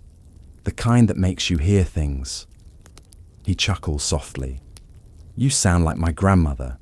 She used to say fog was just the ghosts not ready to go home yet." The woman glances at him. Maybe she was right. He smiles, but when he turns away, he checks the latch on the window twice before walking on. The music slows again, fading into a softer hum. The record ends, but no one replaces it right away. The gramophone spins in silence, the needle clicking gently at the center. The sound blends with the murmur of voices and the faint crackle from the stove. A draft moves through the room, brushing across the paper decorations. One of the lanterns swings slightly, its string creaking against the nail. No one pays attention. The quiet has grown comfortable now, the kind that feels like a shared agreement not to break it. A young man and woman stand near the doorway, neither ready to leave. They talk quietly, their words lost beneath the hum of the gramophone. She laughs once, then lowers her voice again. He leans closer, his breath visible for a moment in the cooler air near the open door. A group of older women nearby pretend not to notice, exchanging small smiles behind their cups. The young woman glances toward them, blushes, and looks down at her shoes. The young man says something that makes her laugh again, softer this time. They stand there a little longer before she finally reaches for her coat. The fortune teller walks slowly toward the exit, her steps soundless against the boards. She nods to the caretaker as she passes. He returns the gesture with a small smile, then bends to pick up a fallen streamer. When he straightens, she's already near the door, pulling her shawl tighter around her shoulders. The cold air rushes in as she opens it, carrying the smell of damp earth and smoke. She pauses for a moment, looking out into the fog. The street is nearly invisible now, only the faint glow of lamps showing where the road bends. The music behind her resumes quietly, a familiar tune, low and steady. She listens for a moment, then steps outside, closing the door softly behind her. Inside, the sound changes. Without her there, the room feels different. Lighter somehow, but also emptier. The people still talk, still move, but the focus shifts. The piano plays again, this time a simpler tune, something that can be hummed. A few join in, their voices low and tuneless, but sincere. The caretaker leans against the wall, arms crossed, watching the room with a faint smile. He thinks about the long walk home, the frost likely settling by now, and the work waiting in the morning. But he doesn't move yet. He stays where he is, letting the sound fill the space. One of the lanterns above the stage flickers once, then steadies. A woman near the back glances up, watching the light for a moment before returning to her conversation. She doesn't notice the reflection it casts in the window beside her, a faint, wavering shape that seems to shift when the light does. The fog outside presses against the glass like breath. For a moment, the pain fogs slightly from the inside, though no one stands close enough to cause it. Then it clears again, leaving only the faint outline of condensation where a hand might have been. The caretaker passes by, catches the movement from the corner of his eye, and stops. He looks closer, wiping the window with his sleeve. Nothing there now.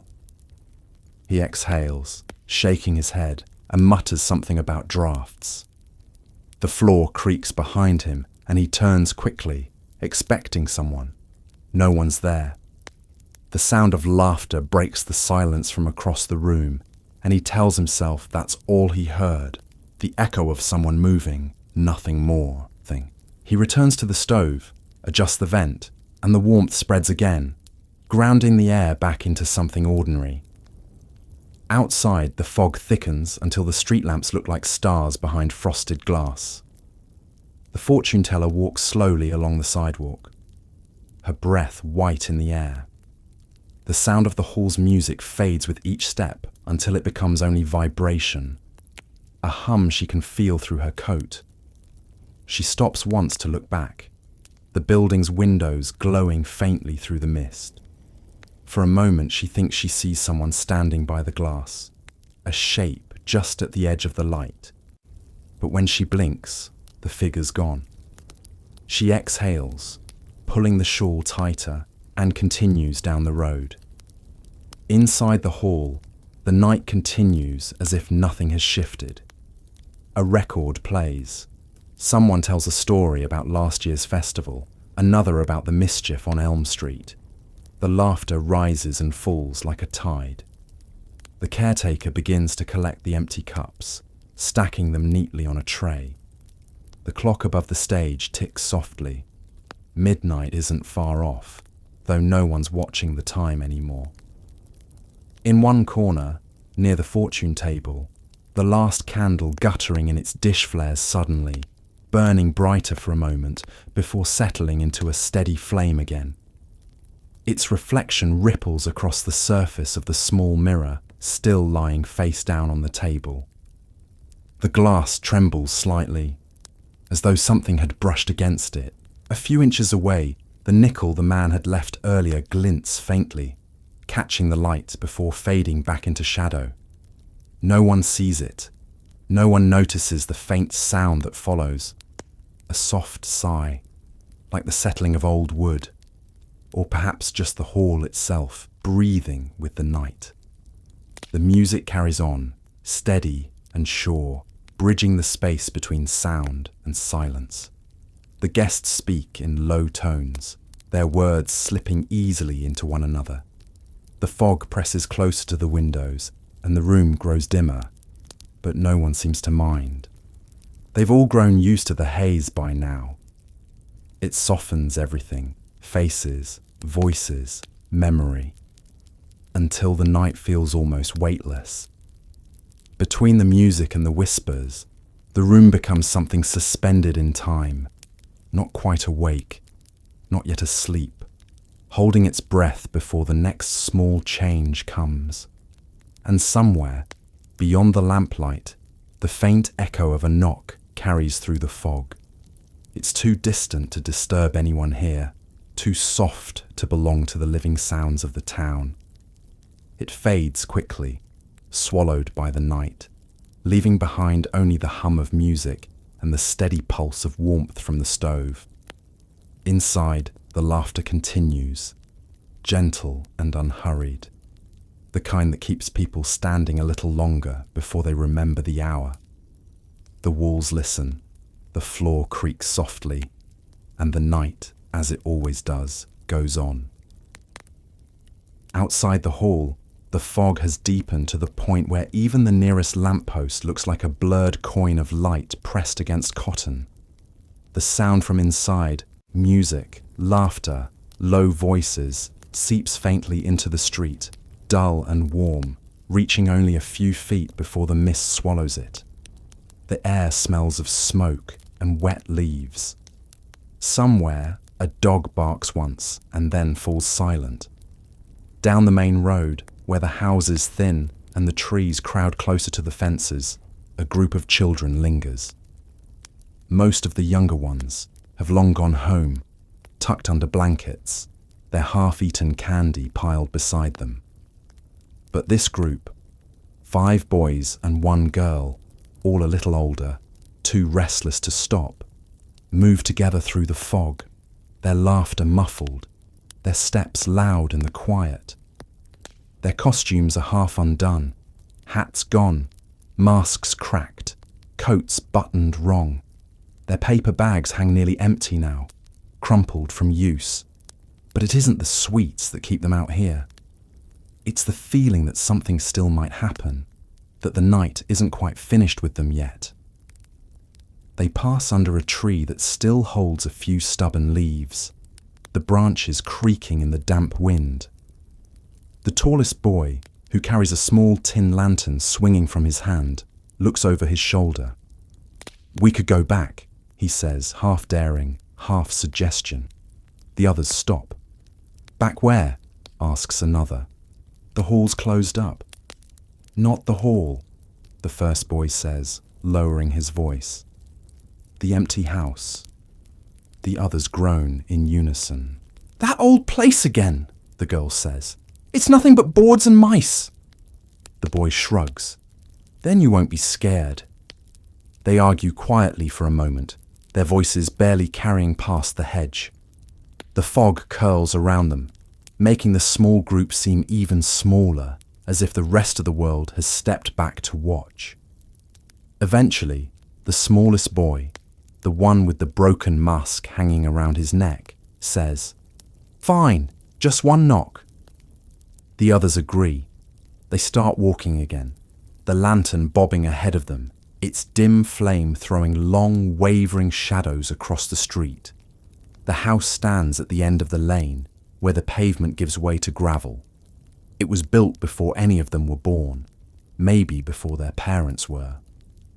The roofline leans slightly, the windows boarded from the inside. The gate hangs crooked, 1 hinge missing. They stop a few feet away, their breath clouding the air. "Told you it's empty," the girl says.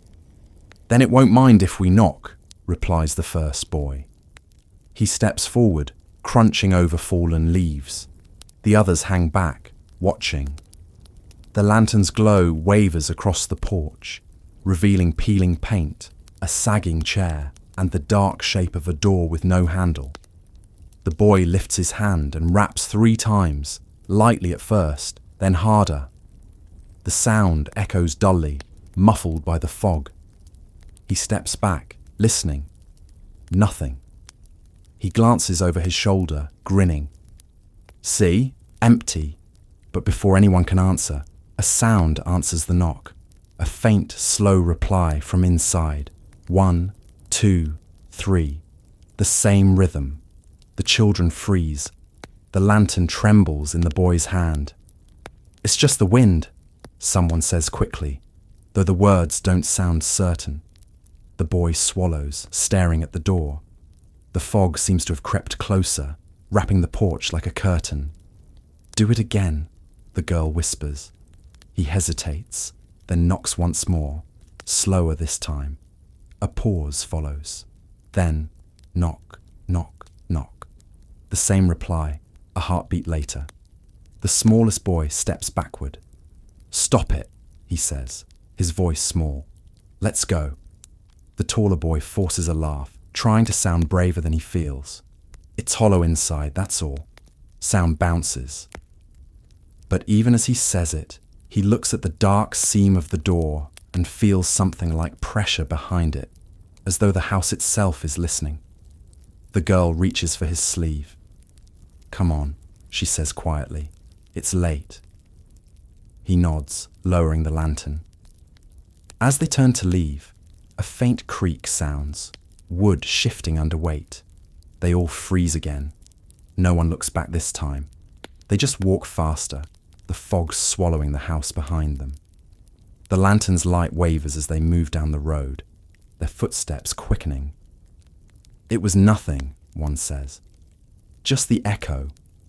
"Houses don't echo like that," another mutters. "Then what was it? Maybe another kid. Inside? Maybe." No one speaks for a while after that. The fog has thickened so much they can barely see the next corner. The girl pulls her coat tighter, glancing back once more. The street behind them looks empty. "We should get home," she says. "Your mother will be waiting." The boys agree, their bravado fading with each step. One by one, they peel off toward their streets, until only the boy with the lantern and the smallest one remain. When they reach the main road again, the sound of music reaches them faintly from the hall. Soft, distant, but comforting. The lantern's flame sputters as a breeze passes, nearly going out. The boy shields it with his hand until it steadies. "You think there's still people in there?" the small one asks. "Maybe a few," the boy says. "They'll be closing soon." "Can we go back?" The boy hesitates. "If we hurry." They walk faster, following the sound until the warm light of the hall comes into view through the fog. Inside, the caretaker is folding chairs near the stage, moving slowly, his shoulders heavy from the long night. A few guests remain, finishing their cider, chatting quietly. The veterans have left, the musicians have stopped playing, and only the hum of the gramophone fills the air. The caretaker doesn't notice the two boys until they slip through the half-open door. "Evening," he says, smiling faintly. "You two still out wandering?" The older boy nods. "We were just walking." "Best place for it," the caretaker says. "Still foggy?" "Thick as milk." "Figures. It's that kind of night." He sets another chair against the wall. "You'd better get home before your folks start wondering where you are." The smaller boy lingers near the doorway. "We knocked on the old house," he blurts suddenly.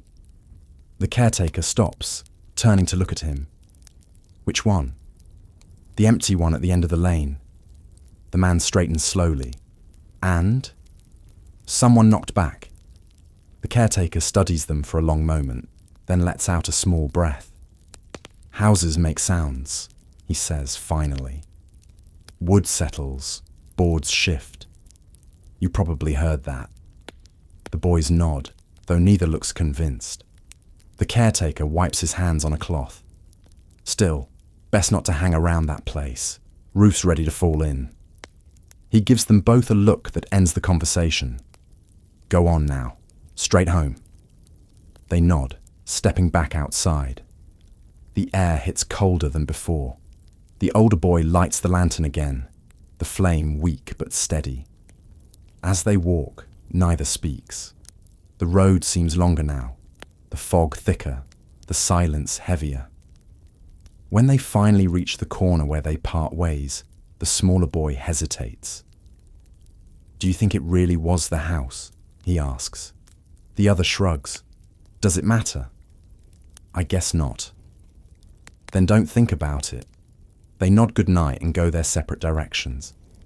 Back inside the hall, the caretaker moves toward the door to lock it. Before closing it, he looks once more into the fog. For a moment, he thinks he sees shapes, small, pale outlines moving at the edge of sight. But when he squints, they dissolve. He rubs his eyes, blaming the long night. Still, before turning the key, he lingers, listening. Somewhere out there, faint but clear, comes the sound of knocking. 3 slow raps, evenly spaced. It echoes through the fog like a memory trying to return. He waits, heart thudding, then laughs under his breath. "Wind," he mutters. "Just the wind." He closes the door and slides the bolt. Inside, the hall has grown quiet. The gramophone spins in silence again, the needle ticking softly at the center. The caretaker turns off the lamps one by one, leaving only the stove's glow.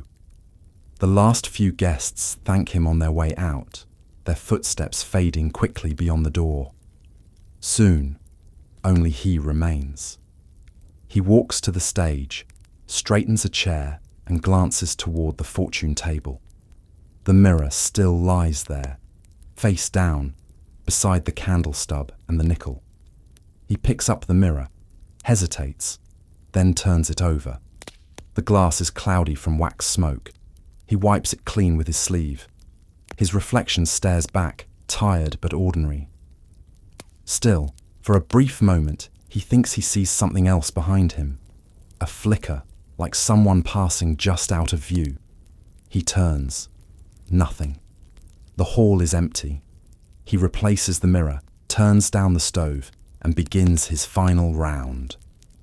The wind picks up outside, brushing against the windows with a faint, uneven rhythm. He pauses once, halfway across the floor, thinking he hears footsteps. But the sound doesn't repeat. He shakes his head and keeps moving. When he reaches the door again, he listens a second time. Nothing but fog pressing softly against the glass. He exhales, steady, and flips the last switch. The lights dim, leaving the room in a warm, uneven glow. As he pulls on his coat, a soft noise comes from the far wall. Not loud, just enough to catch his attention. A single knock, then another, 3 in all. He looks toward the sound, his brow furrowing. It came from near the window, or maybe the portrait. He walks slowly toward it, boots creaking against the boards. The hall is silent now, the air thick with the faint scent of apples and wax. He stops in front of the wall, running his hand along the wood panelling. Nothing there. He laughs quietly at himself. "Old wood," he says again, softer this time, as if explaining it to someone unseen. He turns to leave, and pauses. The mask the boys had hung on the portrait earlier, the crooked skull with one torn eye, is gone. Only the nail remains, bare against the wallpaper. The caretaker stares at it for a long moment, then looks down at the floor. The mask lies there, face up, the string broken clean through. He bends, picks it up, and studies it. The paper is damp, edges soft, the painted grin warped by moisture. "You've had your fun," he murmurs, setting it back on the table. He doesn't notice the faint outline of a handprint, small and pale, on the glass of the nearby window. He finishes locking up, pockets the keys, and steps outside. The door closes with a soft thud behind him. The fog swallows him almost immediately. His footsteps fade down the street, muffled by the damp ground. For a while, everything is still. Then, From somewhere near the hall's wall comes the sound of knocking again.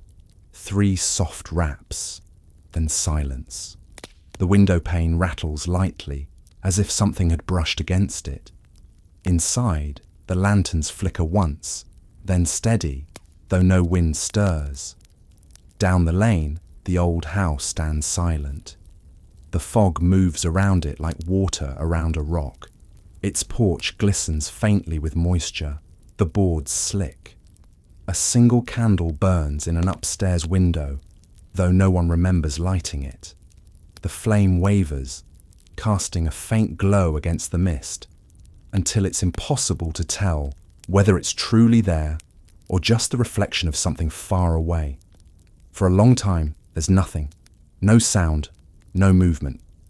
Then, from inside the house, the same 3 knocks echo softly, slow and even. They fade into the fog, merging with the night's rhythm, the echo of footsteps, the faint hum of music carried on the air, and the steady, patient heartbeat of Halloween still unfolding. The road lies empty again, but the fog keeps its own company. Every few moments, the faintest sound drifts through it. A creak, a breath, a soft tap like knuckles on wood. The night doesn't react. It just keeps moving, as if the whole town has fallen into the same quiet dream, one where doors remember to answer even when no one's left to knock. The fog has pressed in so close that the street looks shorter than it did an hour ago. The lamps make small circles on the pavement that don't overlap, as if the town has been split into pockets of private light. Down near the river road, a narrow house sits back from the curb behind a low picket fence that leans in 2 places where winter shoved it and no one bothered to argue. The porch boards groan softly when the wind pushes through the gaps. In the front window, a single candle burns low in a glass holder, its flame steady except when the draft runs a finger along the sill. Inside the room, the old couple sit close to the stove. The man has his chair angled so he can see both the door and the window without moving his neck. The woman keeps her knitting in her lap, though the needles don't move much anymore. The yarn slides over her fingers, and she resets the same 3 stitches over and over, content to keep the motion without chasing a finished thing. On the small table between them, a plate holds 1 slice of brown bread with the heel left on purpose, and a tin cup sits beside it with a little milk still cold from the uninsulated pantry. Every year she sets the plate the same way. She says it's manners. She does not add why, because he knows. He reaches for the poker and pushes a coal into the belly of the stove. The iron pops once, a dry little sound, and the warmth settles deeper into the room. "Smoke's drawing right," he says, not to start a conversation, just to mark a fact. She nods, eyes flicking to the window. The candle burns with a short blue root to its flame. "Not much wind," she answers. "It'll hold." He looks at the plate again, and then out toward the street, as if to check whether anyone is close enough to notice the small ceremony. No one is. The last footsteps went by some time ago, when a pair of boys ran past, the first one tugging a coat sleeve that wasn't his because it trailed like a tail. Their noise drained away so fast it felt like a mistake. On the sideboard stands a photograph in a tin frame, polished along the edges by the cloth she uses on Sundays. A young man faces the camera square, chin set, eyes too serious for the jacket he wore. The frame leans against the wall. Neither of them looks at it outright. They look past it to the pantry door when they want to move their eyes. He clears his throat. "Saw the mailman round 4, he says. 2 houses up, talking with Mrs. Corbett's boarder." She hums for acknowledgement, then says, "I made the bread lighter this time. Last year it baked up close." He nods. "This'll do." It is not a judgment on bread. The room makes small sounds that belong to it. The stove's soft rumble, the tiny tick of heat loosening from the pipe, the thread of draft that gets under the window sash and lifts the curtain half an inch when a stronger breath passes. The house remembers where winter found it last year and presents the same complaints because it trusts them not to be fixed too well. On the mantel, a clock that belonged to her mother keeps perfect time when someone remembers to wind it. It is not wound tonight. He prefers to read the hour from the window. He stretches his hand toward the candle to check the heat near the glass. She clicks her tongue. "You'll drip wax on your sleeve again." He withdraws the hand as if caught stealing. "Won't matter. It will to me if it hardens." He rocks once in his chair, ends the motion before it has a chance to find rhythm, and rests his boots flat on the braided rug. The heel has worn smooth in one spot where he catches himself when he stands too fast. He doesn't stand fast much anymore. She sets the yarn down and reaches for the plate, turning it a quarter turn, so the heel points toward the door. "So whoever's hungry sees the thick piece first," she says, half to herself. He watches the window. "They'll see the light first." She nods again. The flame trembles at the tip and straightens. She leans forward in her chair and pinches the wick with a wetted finger to take the smoke from a droplet forming on the side. "Waste makes smell," she says. He smiles because this is one of those sentences that sounds like advice and rule and memory at once. Down the road, a motorcar coughs, then quiets. The sound reaches them like someone closing a book 2 rooms away. He glances toward the door and lifts his chin the way he would if a neighbour had stepped onto the porch. No steps follow, only the soft bump of the screen frame where it doesn't sit true. The old cat that lives where it wants slides out from under the stove and rubs itself along the leg of her chair, tail held in a neat curve like a question mark. "Not for you," she tells it, moving her foot so she doesn't crowd it. The cat pauses at the corner, looks at the bread, then sits down anyway, satisfied to be near the smell of yeast and warmth and old habits. At 9, when the church bell sounded across the fog, he had considered dousing the candle and relighting it later so the stub would last past midnight. She had shaken her head. "It burns steady, it stays," she'd said. He has not suggested it again. The flame gives off just enough light to put a shallow shine on the glass, and the shine throws a second candle in the pane. So it looks as if 2 flames keep watch, one for inside and one for the street. He thinks of that sometimes, how the window makes the room look full when it's not. It pleases him that this is true, and that no one can prove it from the road. A knock comes from nowhere specific, not loud, not even much of a knock. More like the sound of wood adjusting, a dry knuckle tap that could be a branch giving up a little rain. He tilts his head.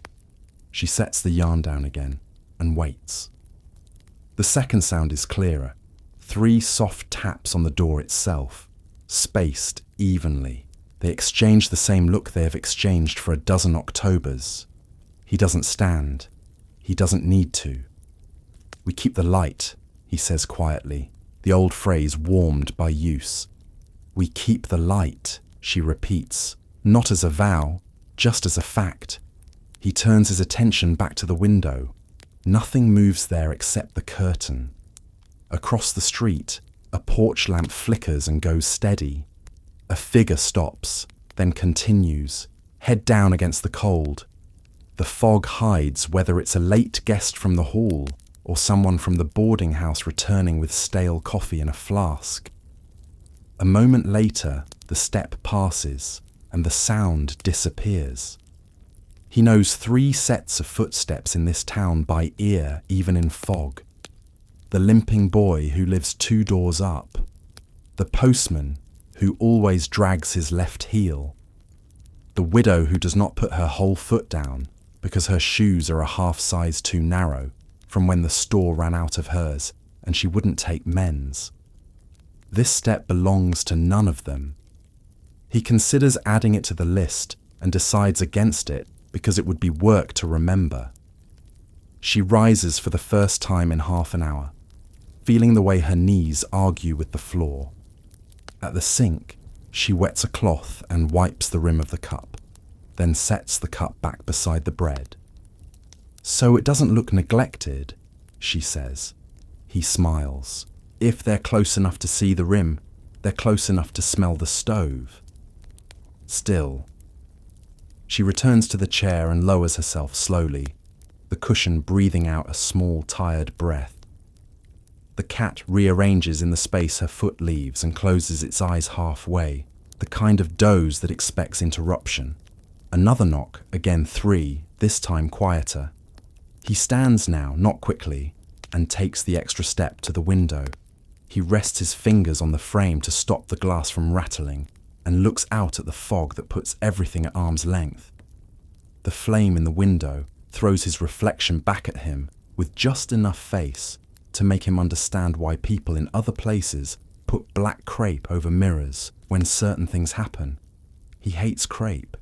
He likes glass, to admit what's opposite. He could open the door if he wanted. He does not want. She would not stop him, but she would have to put a hand on the table to steady herself, and he would see it. He rests his forehead briefly on the cool wood of the frame instead, and lets the cold teach him why the flame shakes at the tip now and then. "Winds make him play," he says. She does not answer. She is counting under her breath without moving her lips, the way she counts when she works buttonholes. He listens. The third set of knocks does not come. He returns to the chair. The bread smell has moved from fresh to sweet in the time since she set the plate down. It is the smell of crust giving up. He remembers a story his grandmother told about a house where the bread always burned in the oven when the husband lied to his wife. He never liked that story because it turned bread into a judge. He prefers bread to be bread. The kitten they tried to keep one winter had learned that bread meant warmth and would sleep curled around the cooling loaves until it grew big enough to be rude about it. The cat under the stove is not that cat. He refuses to think of distance in that way. She looks at the tin frame, not long enough to be caught. "We could have left the blinds down," she says. He shakes his head. "Then the light's only for us. It would still count." "Maybe," he says, though he doesn't believe it. The point is not counting. The point is a small thing done where someone might see it. He doesn't say that out loud because he would have to add what follows it in his mind, which is that small things done where someone might see them are the only things that ever changed anything in this town. There is the sound of feet on the sidewalk, not children, not hurried. The steps slow as they come even with the gate. He does not stand this time. He just sets his hand flat on the arm of the chair and waits in the way of a man who does not expect anything but has room for it. The latch on the gate gives its little metal sigh. The picket fence clicks once where two slats argue. The steps come up the path. Neither of them speaks. The cat opens one eye and shuts it again. The porch board to the right of the top step has had a split since spring, and it gives a small crack when weight goes on it. The weight now is careful. 3 taps sound against the door. The old man huffs, not a laugh, not a complaint. He sets his jaw. "We keep the light," he says again, barely moving his mouth. "We keep the light," she answers. He watches the flame in the window lean and straighten, keeping its own time. They wait together through the silence that follows. The person on the porch breathes once in a way the door knows how to translate. The wood pulls a little of it into itself as it always does. The breath has no age. He knows what brand of tobacco different men smoke, what kind of soap different women use. and what work does to a person's steps by noon. He cannot hear any of those on the other side. It is only room temperature air and a pause. Then the weight leaves the board, the split closes a fraction, and the steps retreat along the path. The latch clicks again. The street takes the sound away. He does not stand. She does not speak. The stove ticks, relieved to be the only one making noise. After a while he says, "There," a word as thin as a thread. She nods. "There." The cat extends a paw and pulls it back under itself without opening both eyes. The candle burns lower by a finger's width. Across town, the hall gives up another record, and the very last of its music arrives to the window, as if the fog were a cylinder wall and someone had remembered to punch air holes in it. It comes as rhythm alone now, no melody, like a person whose voice you recognize through a door, even when you cannot catch the words. She listens for it and smiles without showing teeth. "They'll be closing," she says. "Soon," he answers. The candle flame makes a short licking sound when a drop of wax runs to the base of the wick and chokes it for a second. She nudges the plate an inch toward the glass, the habit of generosity stronger than the habit of conserving the crumb. A neighbour's porch across the way shows a shadow for a moment. A woman standing with a coat over her shoulders, looking toward the square. The woman lifts her hand as if to test the damp and then goes inside. He realizes he knows her name, but not her husband's, and decides this is information he will correct next week. The list of things to correct grows in these months when there is not much new to do. He thinks of the year the flu came and the street went quiet in a way that was not like tonight's quiet. That quiet had edges and rules that made him lower his voice even when he was alone. This quiet has no rules. It has preferences. It likes doors left on the latch when the porch light is on, and it likes windows pulled to an inch when someone is cooling the kitchen. It approves of bread set near where light can find it. It does not mind that the clock is not wound. She reaches for the knitting again and does the 3 stitches she always does before stopping to smooth the yarn back into the ball. "We'll use this for cuffs," she says. "It's tight enough." He nods, seeing in his mind the sleeves that need it without deciding whose. A scratch at the bottom of the door interrupts both thoughts. The cat lifts its head. The scratch comes again, quick, then gone. He leans forward in his chair.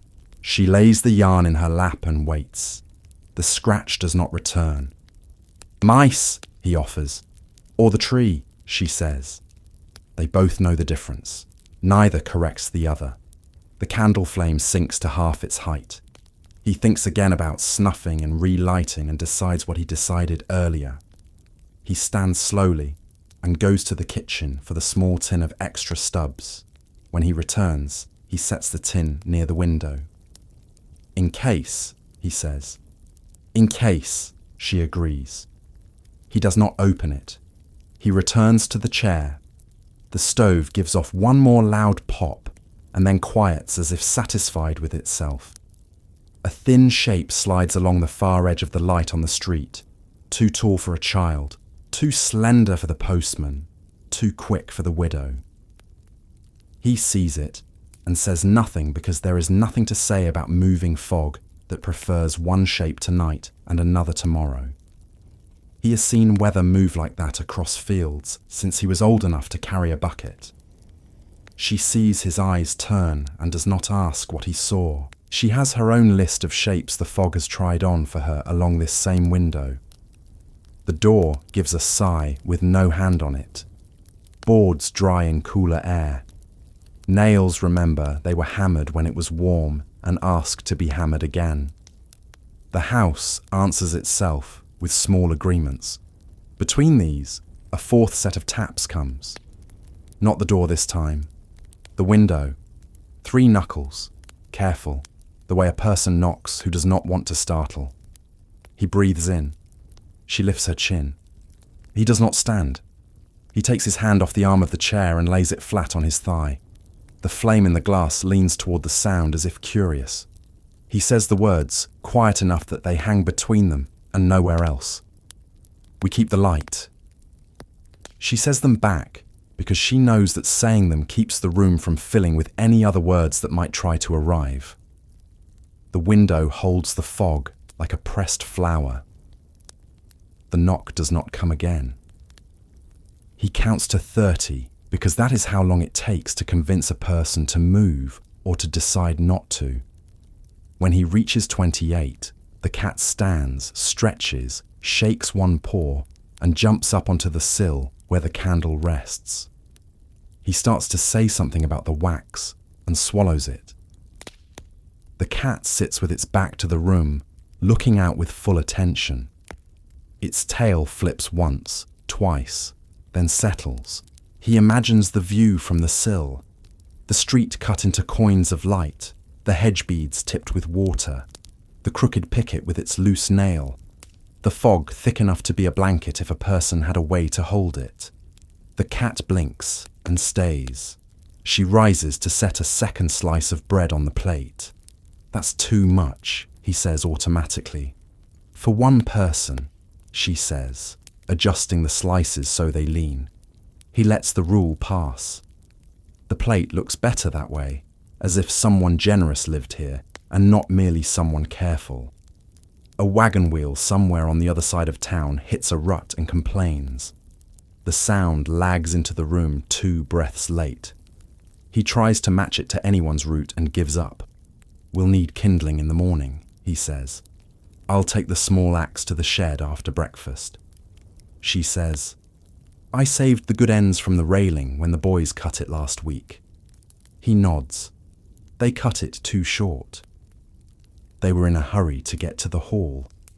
So were we, he says, knowing they weren't, and smiles when she smiles at the same untruth. The candle works its way down another notch. The blue at the base shows again.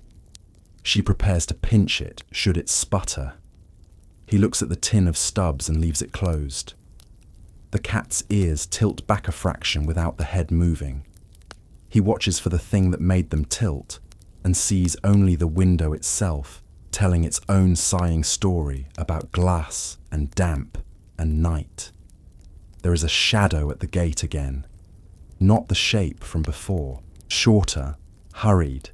It moves up the path with a small skitter of gravel. Someone on the porch opens and shuts a hand against the cold and then knocks. 1, 2, 3, clear as keys on a table. He stands without deciding to and then sits halfway back down when a voice follows the knock. Mrs. O'Rourke.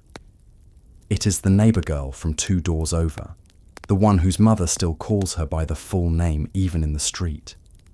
He is at the door before his knees can register the change. He does not open it. What is it? He calls through. I'm sorry to trouble you, the girl says, breathless from the fog. My mother sent me to ask if you had a little flour to spare. Ours lumped up and she can't quiet the baby without bread. The woman is already out of the chair, already at the pantry, already saying, yes, yes, before he can lift the latch. He opens the inner door and keeps the screen between them, because that is what one does after a summer of coughs. The girl steps back without offence. He hands her a small paper bag folded from the top. Tell your mother to sift it, he says. She knows, the girl answers, grateful, and then adds, eyeing the plate and the candle because she cannot help herself. We saw your light. My mother said you keep it every year. We do, he says, because it is simpler than the whole of it. The girl nods. It's good to see from the lane. She goes down the steps and disappears into the fog in 3 strides. The porch boards settle when her weight leaves. He closes the door and the woman returns to her chair. Neither remarks that this is the first knock tonight they have answered. There is no rule against it. The plate still sits on the table with 2 slices, and the candle is lower but steady. "Good thing we kept extra," she says, meaning flour, and also other things that don't fit into a bag. He says, "Good thing," and sits. The room has taken on the hour's shape now, edges softened, corners darker, the stove's voice lower, the window less interested in telling them about the street. He rubs a thumb along a scratch in the arm of the chair and remembers when that scratch happened. A spring Sunday, when a visitor stood too fast after dinner and caught a buckle where it didn't belong. The visitor laughed. They laughed. The scratch stayed. He likes that the chair wears evidence of laughter as much as of elbows. Outside, the last of the hall sound goes quiet. The town becomes only itself again. A dog 2 streets over huffs in its sleep and thumps a tail once. The wind has shifted a degree. The curtain lifts less now. The candle drops to a final knuckle of wax. She pinches the wick when it wavers, gives it a breath, and the flame steadies. He watches the blue at the base and thinks about which stub to choose if this one dies before the hour changes. A soft mark appears on the fogged glass, just below where the candle's light hits. It is the size of a child's palm. No fingers, only a blur of warmth that gathers the damp into a shape. It lingers for a count of 5 and fades. He thinks he has imagined it until she says, without looking up, "There," in the same voice she used half an hour ago. He nods, though she is not watching. "There." He does not stand. He does not say a name. He does not try to. The house keeps its manners. He reaches for the tin. She does not stop him. He opens it and takes out a stub the length of his thumb. Beeswax poured into a paper mold last autumn, saved because saving comforts. He sets it beside the glass holder and waits, not wanting to snuff a flame that is still doing its work.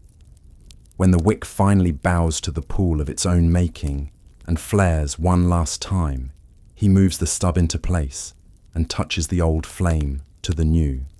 The light catches, smaller at first, then steady, same color, same promise, new wick. She exhales through her nose and settles her shoulders.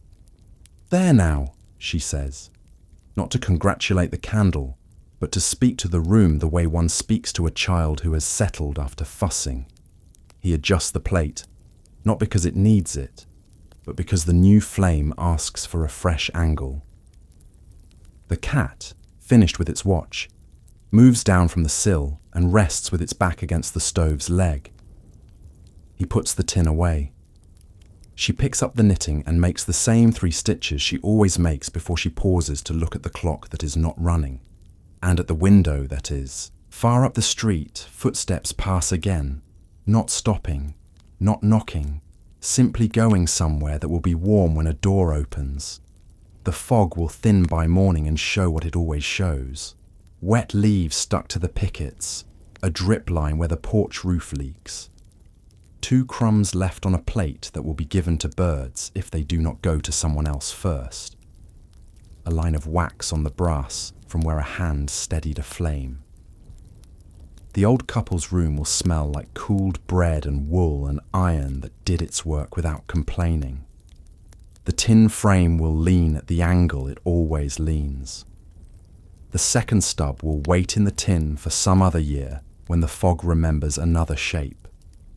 The house will register every small thing as evidence that it belonged to the night and did its part. He rocks once, lets the motion stop on its own, and looks at the window again.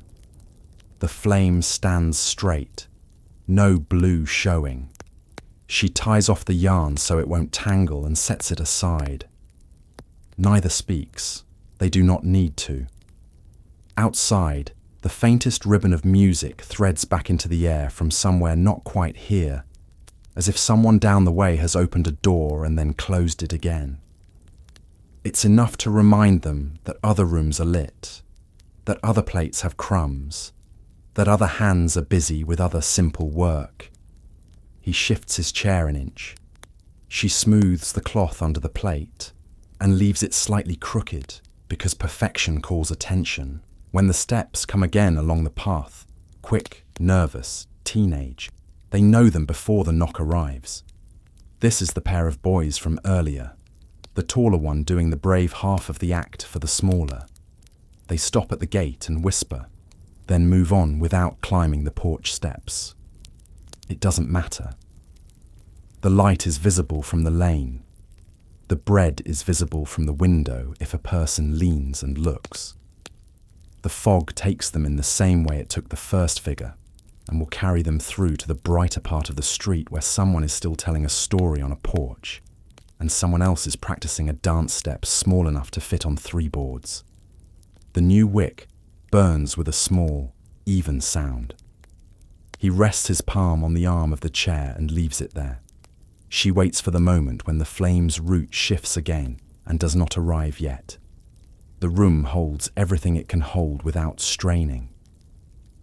Outside, somewhere near the square, the masks people forgot on windowsills watch their rooms grow quieter. The hall's last chair will scrape before the latch lifts. The road will make room for one more group of laughter, and then, after that, another quiet pass of shoes that belong to someone who needs the walk more than the destination. The window keeps the light. The plate keeps its place. The old habits keep the hour moving forward, steady as a hand on a shoulder at just the right time. The gramophone finds a brighter side of a record, and the room wakes up as if someone opened a window you couldn't see. People who were resting elbows on tables stand again, and those who had been thinking about their coats decide to wait one more song. The streamers above stir when the door opens to let a gust of colder air in. Then the door closes, and the warmth folds back over the crowd. Masks that had slipped down to rest on collars are tugged up again, ties retightened, paper edges straightened by fingers that have learned where the weak spots are. Someone laughs in relief at the way the music catches, and the floor gives a friendly answer when shoes test it. The first couple to try the space do it as if they are checking ice. 1 step, then 2, then a glide that convinces the next pair to join. A man with a jester face painted on stiff card lifts his partner's hand and guides her past a line of chairs, his hat's paper bells barely moving because there are no bells, just drawings. She wears a domino mask cut from black felt, neat and even, the work of someone with a better pair of scissors than most people own. Her beads flash when she turns.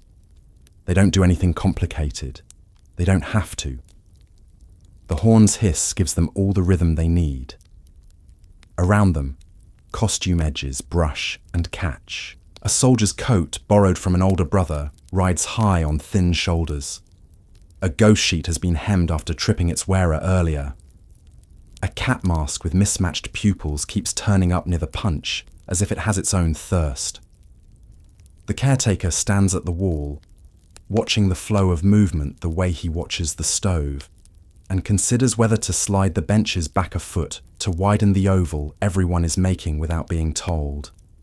He doesn't.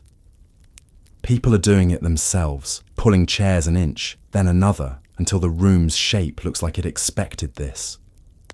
The record brightens again, as if a hidden hand gave the crank one more turn on the way past. The piano, left open, becomes a shelf for masks set aside for the length of a song. A fox with an ear bent from someone sitting on it. A sailor with a grin too wide for any face. A paper crown with a string repaired by knot on knot. A girl climbs onto the bench to reach her cat mask and gets a soft scold from a woman who doesn't want the bench to tip. She hops down, secure in the knowledge that it won't, and vanishes into the moving bodies. People start trading parts without talking about it. A man who came as a scarecrow ends up with the jester's painted face when the jester offers it to him for a turn. The scarecrow hands over his straw hat in exchange and rakes his hair with his fingers to make it stand up like tufts. A woman in a plain dress ties on a feathered half mask. Someone presses into her hands and looks different enough that her sister walks past her twice without recognizing her until they are both laughing at the mistake. The sense spreads that for a short while, the names everyone uses can slide sideways and still hold. Near the stage, a boy beats time by tapping a coin against a chair rung. He is careful not to mark the wood and more careful not to lose the coin, which is one he intends to keep for no reason other than it has stayed in his pocket all night and seems to be with him on purpose. The veterans have drifted to the edge of the floor, clapping at the right places, a few of them letting themselves be pulled toward the center by wives or sisters who won't hear any excuse. A tall man in a paper skull dances well enough that nobody minds the way the string keeps slipping. Each time it falls, he catches it, lifts it again, and keeps the beat with his chin while he knots it tighter. The caretaker moves once, not far, to nudge a table leg in so a hem won't catch. He puts 2 fingers to the gramophone stand when someone leans on it too hard, and then lets go when they move. At the door, a couple step in from the fog, hair damp, cheeks bright, and stop to take in the room before choosing where to join. Their coats carry the smell of wet night for a moment, and then lose it to apples and the shadow of coal. One of them wears a simple white mask with small eye holes. It gives nothing away. The caretaker makes a note, new faces at this hour, and then forgets to keep noting them because the lamp above him flickers and wants a twist. The dance gets wider, as if the song asked for more space and was given it. Partners who are used to one another move easily. Those who are not used to one another find a way to agree without speaking. The way to turn at the end of the room becomes obvious. It involves a slight lean to avoid the pillar and a step that keeps the chair legs safe. The apple tub is a fixture now, not a hazard. The rope that once held donuts has been tied up high where it can't swing. The volunteers, no longer counting cups, just watching, smile in the private way of people who planned a thing and see it working in the hands of others. On the far wall, someone has propped the mayor's portrait back straight. The paper skull the boys hung there earlier lies on the table near the masks, dry now, its torn eye making it look as if it has heard a joke nobody else will. A woman takes it up, laughs, and presses it to her face. It smells faintly of paste and the damp that owns the hall after midnight. She decides it's too soft and lays it down. She picks up the fox instead, bends the ear back into place, and goes to find her husband, who has been turning down invitations on the grounds that he can't dance. He can, of course. Most people can if the step is small enough and the floor forgives them. A small cluster near the clock begins to clap on the offbeats. It isn't learned, just caught. The sound lands exactly where the room needs it. Younger children, up past the hour when they are good at listening, thread along the edge like minnows, coaxed away from feet by knees and hands. The nurse from earlier has traded the toy soldiers for a mask with bright circles on the cheeks, and now claps along while staying ready to pull anyone out of the path who forgets where the path is. She keeps a clear line to the door, habit more than plan. The caretaker notices and appreciates it. The man at the piano tries a short run of notes that don't belong to the song and folds them back in without making a mess. He has that kind of touch. His right foot is steady on the floor, not the pedal, because the pedal squeaks and nobody wants that time of night to have squeaks. The record and the piano share the job, the horn telling the main truth, the keys filling in where the scratches skip. A woman starts a call, nothing big, just a hey at the right spot, and it catches one round and then dies when people realize it will take more breath than they have for dancing, and they'd rather keep their feet. A man in a domino mask leads a small line, nothing formal, just 3 couples following each other through the curve and back. They leave a wake of laughter when they narrowly miss a chair, and the chair is pulled back by the time the next couple gets there. A girl in boots scuffs a rhythm that belongs to street corners and makes the floor answer in a happy way, and an old man in a clean vest returns it with a heel and toe he learned when he was someone else's age. They grin at each other, partners without touching. At the corner table where the fortunes were told, the deck sits tied with ribbon, the mirror back on its cloth. 2 coins rest where people left them, without needing to see them again. A hand, no one notices whose, moves the candle stub away from the edge on instinct, and because of how wax behaves when a room warms and cools in waves. The air above the table is cooler than elsewhere, because the window there doesn't fog quite as easily, or because people aren't leaning over it anymore, or because everyone believes in something about that corner without putting words to it. The door opens and closes as more bodies ask for air and then return. Each time it swings, the music thins for a second and then thickens when it shuts. A couple in masks stand just outside for a moment, heads bent together, voices too low to make out. When they come back in, the woman removes her mask and wipes a line of damp from under her eyes. She ties the mask again and steps into the dance with the same partner. Either the conversation solved something or it didn't. The dance accepts them either way. Midway through a song, the lights blink once, the same hiccup as before. The sound in the room rises. Small gasps, a laugh, someone's "well now," then settles when the bulbs steady. A man jokes that it's the building telling them to move closer to one another so the light doesn't have to work as hard. People do move closer, but not because of the joke. The rhythm asks it. The caretaker glances toward the panel and decides it is fine. He has in his pocket a spare fuse for a different problem, not this one, and he taps it without taking it out, because knowing it's there is the point.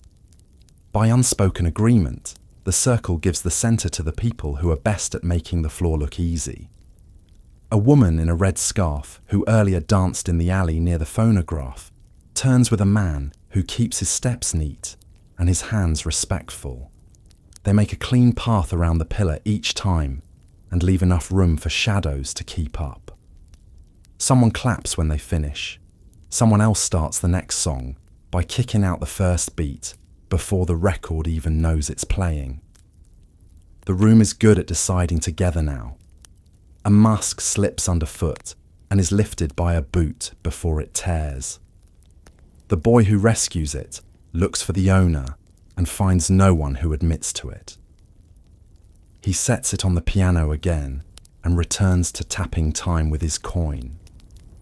3 children decide to pretend to be a small parade and snake behind the couples, and the nurse's hand guides them out of the way before they break the shape. She points them along the wall and makes a train with her arm to show them how to bend at corners.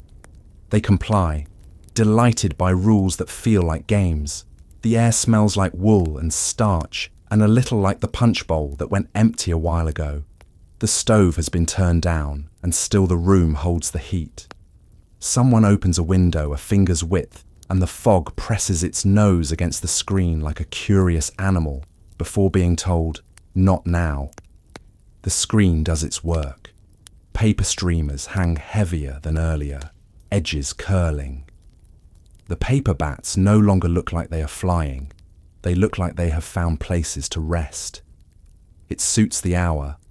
A man who has not danced all night steps into the oval with a woman who has danced with everyone. He's careful, and she is patient. The mask he wears is simple and blank, the kind you buy when you decide late to wear one. It brings his voice forward when he says something to her, and they both laugh. The caretaker notices the way his shoes hardly mark the floor and realizes the man walks for a living. You can tell who carries ledgers and who carries crates by how they turn. Near the punch, someone tells a short story about a barn dance 20 years ago when the lanterns smoked and set off the fire alarm that didn't exist and yet somehow rang anyway. The details change each time it's told. Tonight the alarm is a goose in the rafters. They laugh not because of the goose, but because they like hearing this particular voice find its way through the same path again. The story ends when the teller forgets where he meant to go and lifts his cup in a gesture that serves as a period. The record ends, and there's a pause while the boy who minds the crank checks the spring. He is careful in the way of someone who has overcranked once in his life and learned from it. The pause lets the room hear itself. Breath. Shoes adjusting. A laugh cut short and then starting again. The soft thud of someone bumping a table with a hip and catching the cup before it spills. The next side starts a touch slow and then finds its speed, like a wagon taking the grade and then levelling out. Feet resume their talk with the boards. Outside the windows, the fog swirls and thins and swirls again. Figures move beyond the glass in shapes that belong to neighbours, to boys testing courage, to couples who prefer the porch for conversation. One shape lingers by the far window and then is gone when a dancer's shadow crosses it from inside. The caretaker does not see it. He is steadying the ladder so a man can lift a garland back onto its nail and not drop a thumbtack into the cracks of the floor where thumbtacks go to retire.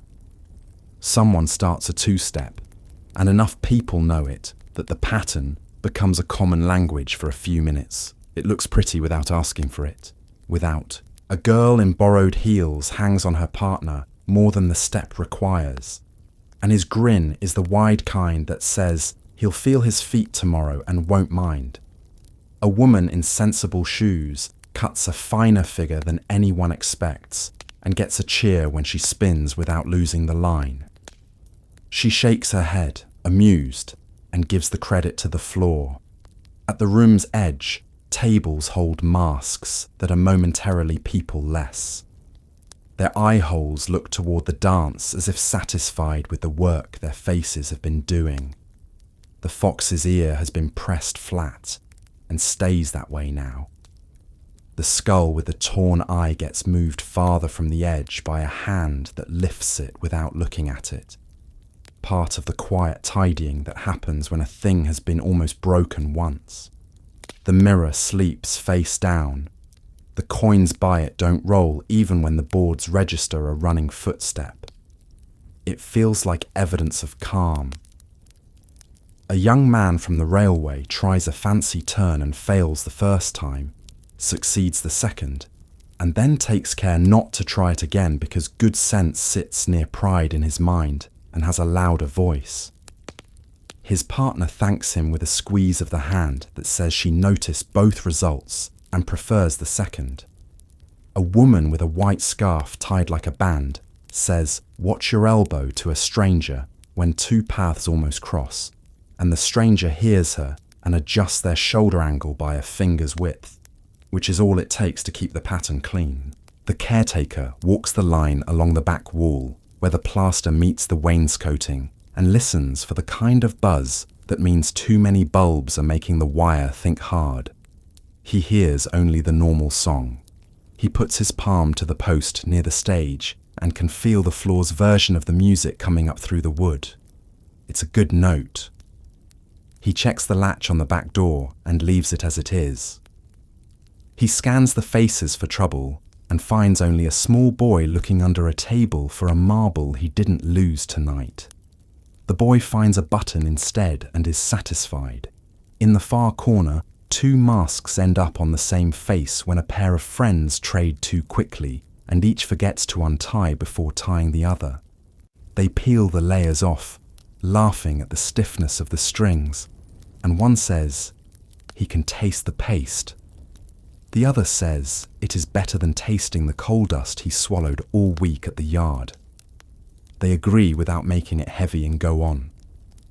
The dance turns a shade brighter when someone whistles a line that fits the record. It's not sharp, just a thin silver of sound laid on top. The whistle lasts for half a room and then stops because breath does, and the space it leaves fills with the simple thud of shoes and the soft drag of souls that need mending. The caretaker makes a note about Community Cobbler Day, that he won't speak aloud because it is not his decision to carry. Still, he will mention it to the committee when chairs are being stacked. A couple drifts to the edge and trade masks with another couple, making a neat trick of it so that each person ends up with something they wouldn't have picked. The room is kind to these experiments. People step closer to see and then step back so the floor's shape keeps its balance. The red scarf dancer claps twice at the turn of a phrase she likes, and two others answer without thinking, and it feels for a moment like a thing they all knew together, even if they didn't before. At the window nearest the fortune table, breath glosses the glass and clears again. If anyone were looking, they'd see the pattern of moisture as the same height whenever the room warms and cools. No one is looking. The dance holds the eyes. Across the room, the photograph of the mayor watches without opinion. The paper skull on the table keeps its mouth open, unintentionally cheerful. A boy who has been circling on his own decides to risk a partner and asks a girl with a paper moon tied to her hair. She says yes, with a nod sharp enough to mean it and not make a show of being surprised. They find a common step by the third turn and manage not to step on anyone else. After one song, they let go of each other's hands as if they'd been holding something delicate that now can stand on its own. They go in opposite directions, but they both look back once and file away the fact that it worked. The gramophone starts to get that tired wobble again, and the boy with the coin gives up his tapping to help with the crank. He does it right. The horn clears its throat and carries on without complaint. A child asleep on two chairs pushed together shifts without waking, and a woman puts her hand on the child's shoe to steady the wobble. The shoe is new. The laces were tied by someone careful. The heel will look different next week, as heels do. When the song softens, the room lets itself breathe. People step off the floor without breaking the pattern for those who remain. The nurse smooths a wrinkle in the rug by the door with her toe. The caretaker checks the hinges with his ear and hears only what he expects. The veterans clap for the last turn out of habit more than necessity. Someone opens the outside door again, letting in a brief mouthful of cold that tastes like iron and leaves behind the kind of goose flesh that makes people laugh at themselves and rub their forearms. No one announces anything, but the next record picked is the one that has always meant a little more in this hall. It has a bright first bar and a middle that lets people show off if they have something worth showing and hide comfortably if they don't. The horn pours it out, and the floor obliges. A man in a plain mask that covers half his face takes the center with a woman who doesn't wear one at all. They keep their steps narrow and clean, and the crowd gives them space the way a field gives wind an easy path. From the doorway, two teenagers hesitate, then decide they can come in without being noticed if they move with the rhythm and keep to the edge. They do. The fog on their shoulders dries in seconds in this air. One carries a lantern that he puts on the floor by the wall, the flame still alive behind the glass like a small animal you can trust to stay.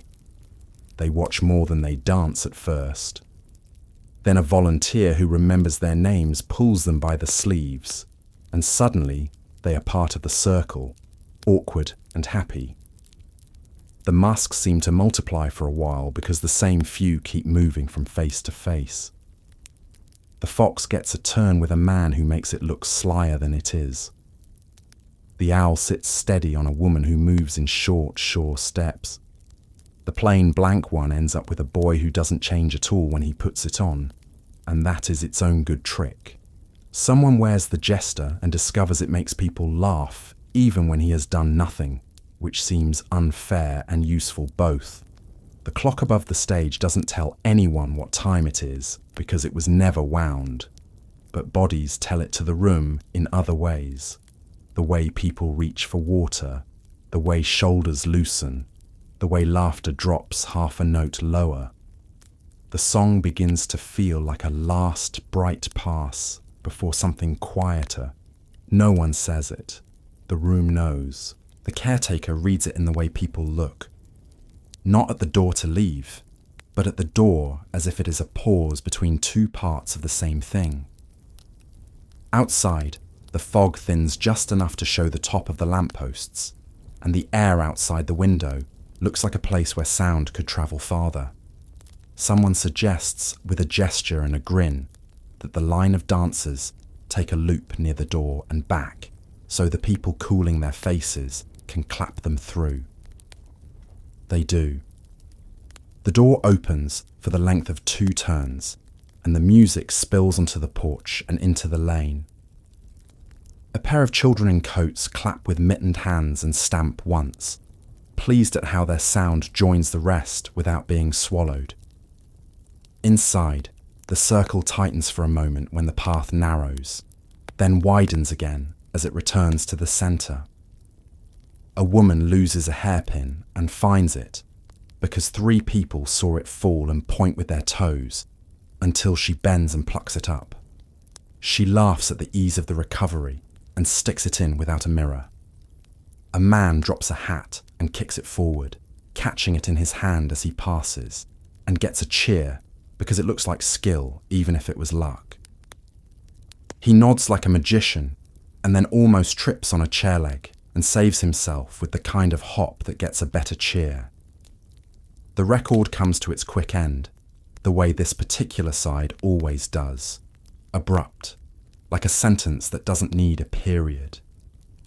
For a second the room hangs on the last beat, then exhales. People clap and clap others on the back and clap because that is what you do when something good has happened in front of you and you don't need to decide what to say first. Someone says, again, and someone else says, give it a breath, and both are right. In the quiet between sides, you can hear small things. A match scratching, the stove settling, a bench leg adjusting, a bead necklace sliding when a neck turns, a child murmuring in sleep, the soft chuff of the lantern by the wall. A door farther down the hall opens as someone checks the back step for any puddles. The caretaker stands near the panel and listens to the wire sing its healthy note. The volunteers move through the room with plates and find they are not needed yet. The masks on the piano look content with their rest. Then the next record is lifted and set, and people smile because it is the one they were hoping for without asking. It has a melody easy enough to hum together, and a pace that makes walking outside with it in your head feel like a choice rather than a chore. The first measures roll out, and shoes answer, and masks are tugged tighter, and hands find other hands without looking down. The door is opened wider this time before someone remembers the latch doesn't like being held. The latch behaves anyway. The music leans toward the street on its own and makes the fog look less like a wall and more like a path. The couples take the floor again, with the confidence of people who now know the room as well as the room knows them. The veterans step in without needing to be begged. The nurse sets her train of children into a tidy loop along the wall and then lets it dissolve because they've learned enough for one night. The caretaker backs up to the door and measures the temperature of the air with his cheek. Cool, clean, willing. The fox mask makes one more tour, and the skull sits where it is, done for the evening. The plain blank face finds the teenager with the lantern and changes nothing about him, which is exactly what he wants. He blends, which is the gift he had hoped the mask would give and didn't need.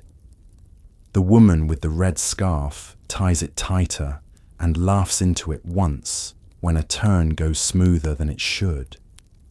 The man who couldn't dance an hour ago can now, predictably. At the edges of the floor, a few people take up a soft rhythm on tabletops and chairbacks, not loud enough to drown the horn, just enough to make the room feel held. The boy with the coin flips it and catches it without looking, and then stops doing that because it doesn't feel right to press luck inside a lucky room. The coins by the mirror don't move. The mirror stays asleep. The window near it shows only the kind of shapes fog makes when it lets light pass and keeps everything else. The music lifts once more and carries the room with it. And you can feel in the way people take their steps that they're ready to stretch the boundary between inside and outside a little farther. Someone near the door says, "Let's take it around the square." Not loud, not an order, not even a plan, just a thought as natural as breathing.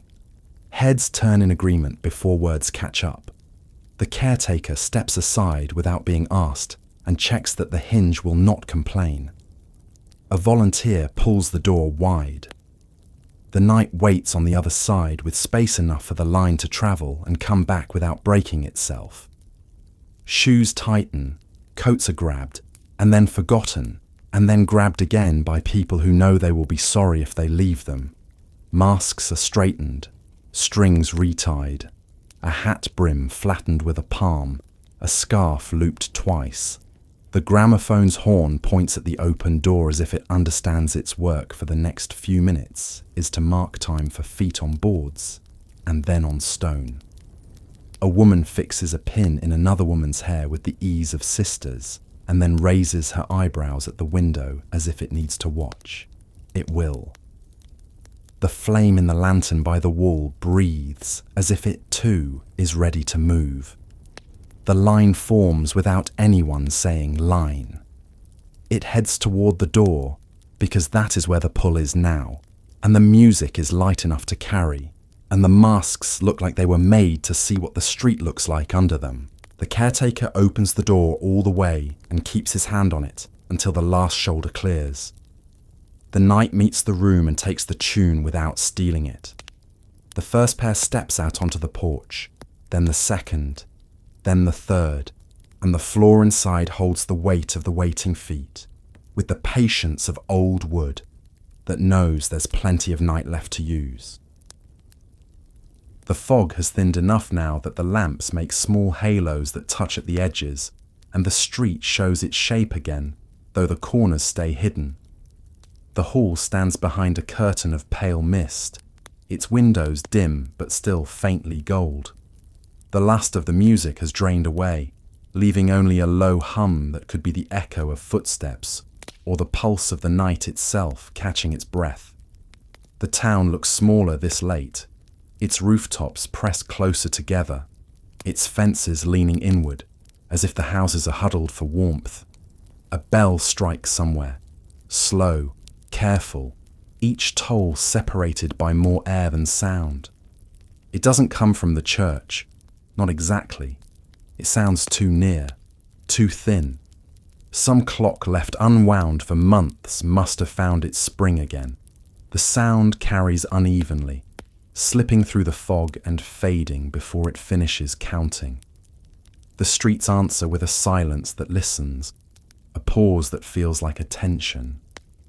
Down near the square, movement begins again, not loud, not hurried, just a few shapes coming together, where the old gaslight flickers above the fountain. The figures move with the unhurried rhythm of people who aren't expected anywhere. One by one others appear, emerging from alleys, from porches, from the gaps between fences. Their clothes are ordinary, but their faces aren't bare. Masks again, though not the crisp, bright kind worn for laughter.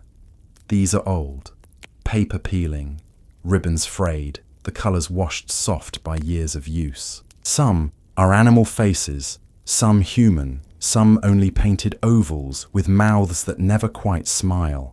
They wear them loosely, as if the masks have chosen to stay even when the wearers forgot why they were needed.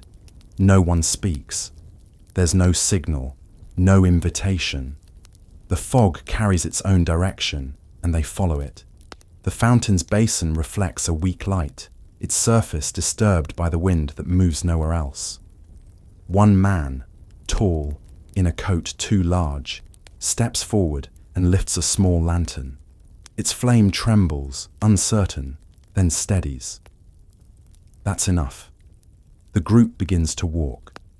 The sound of their steps spreads down the cobblestone, irregular but steady. Leather against stone, cloth brushing cloth. The faint chime of something metallic hanging from a wrist. They move without music, though a rhythm forms anyway. Behind them, another joins, then another. From each street, 2 or 3 more figures emerge, drawn by some quiet signal that no one sees.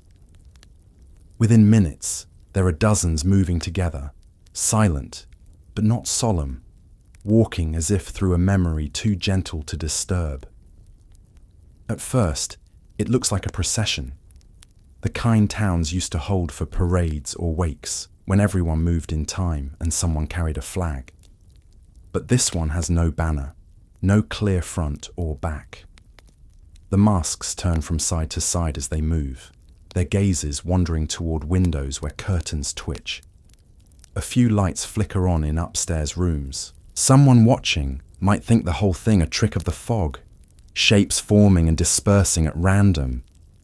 But if they listened long enough, they'd hear the pattern in it, the same slow measure that guided the dances inside the hall. The night has simply taken it outdoors. The caretaker stands at the edge of the lane, watching. He hadn't gone straight home after all.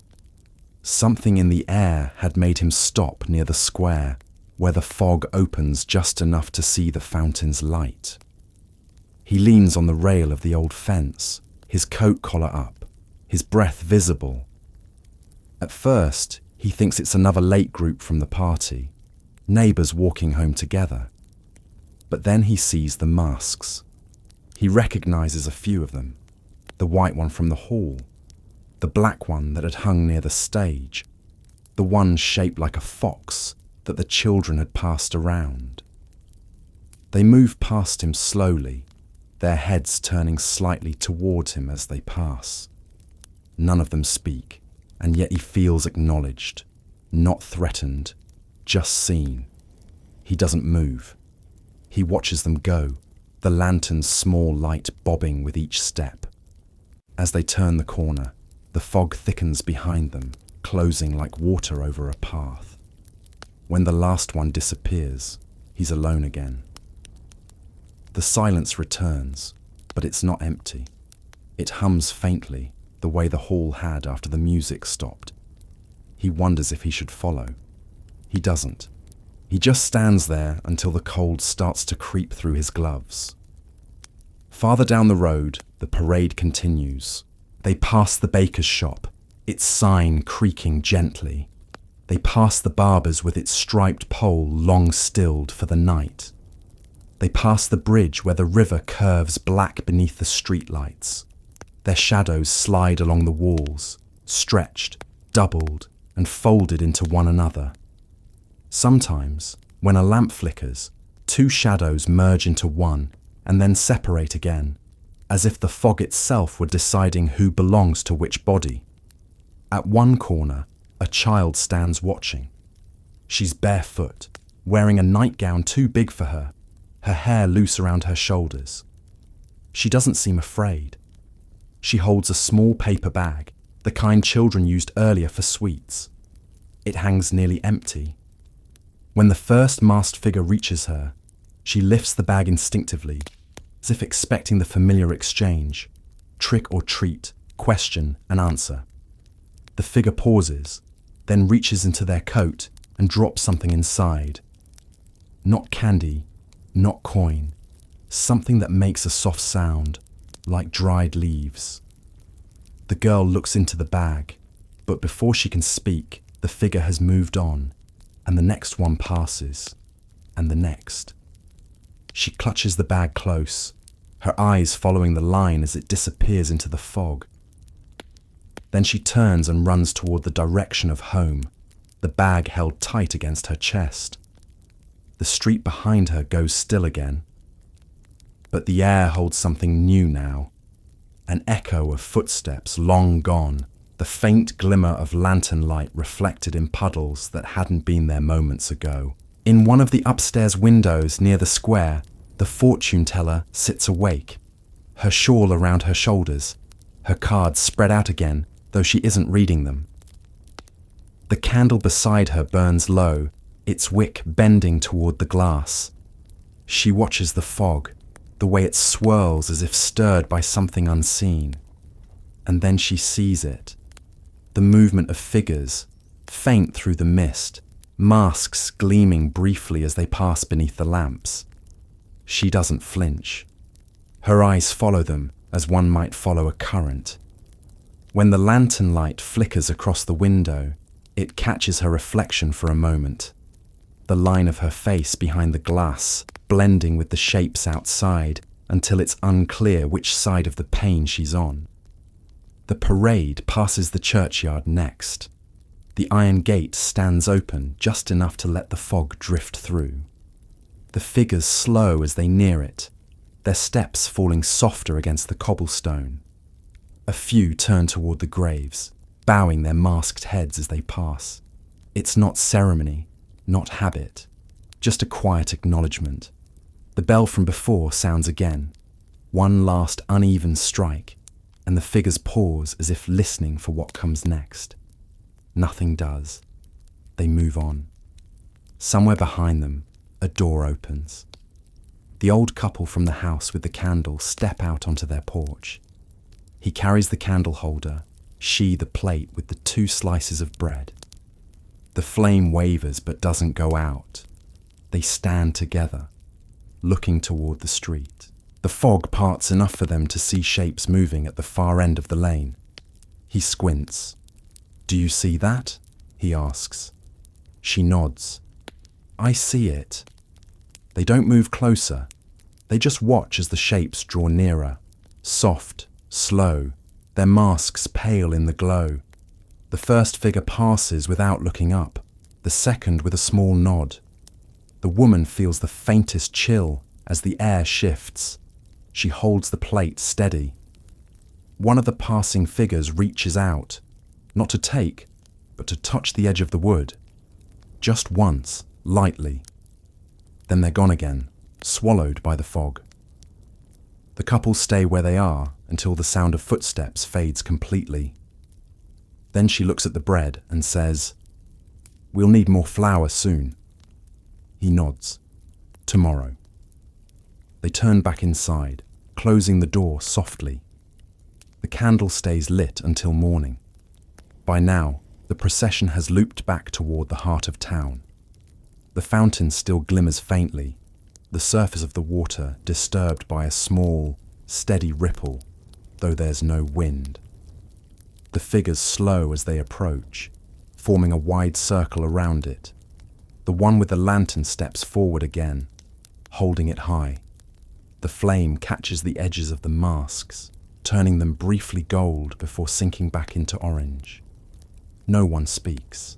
No one removes their mask. The silence grows thick again, the kind that feels almost like breath. Then, without signal, they begin to move in unison. One slow turn around the fountain, then another, the rhythm measured and soundless. From above, it would look like a wheel turning, a wheel made of shadow and faint light. The same pattern the fortune teller once traced with her cards, the same motion the dancers had made inside the hall. It isn't celebration, not exactly. It isn't mourning either. It's something quieter, more matter of fact, as though the night itself requires this to keep the town balanced, the old and new years tethered to the same rhythm. The caretaker, still watching from a distance, feels the air shift with it. The fog stirs near his feet, curling around his boots as if tugging gently. He stays where he is. He doesn't need to go closer to understand. The figures continue their circling until the first pale line of dawn begins to creep through the mist, faint and hesitant.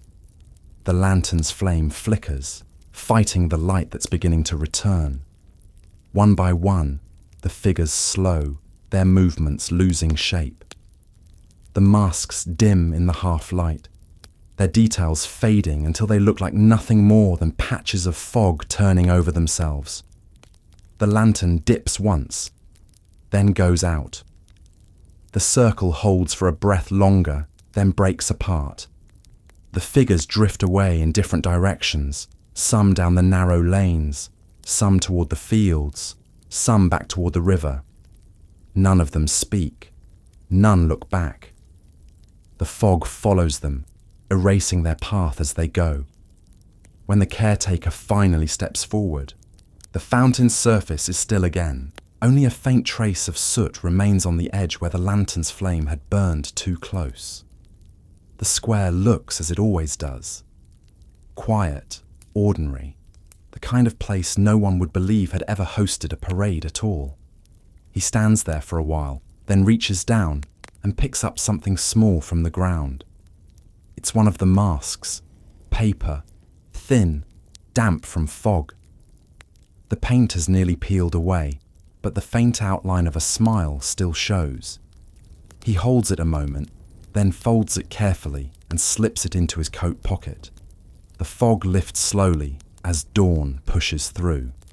The town returns, one shape at a time. Rooftops, chimneys, fences, the familiar angles of windows waking to light. The caretaker starts walking back toward the hall, his steps slow, steady, leaving faint marks on the damp road. Behind him, the sky takes on its first true colour since sunset. The bell doesn't ring again.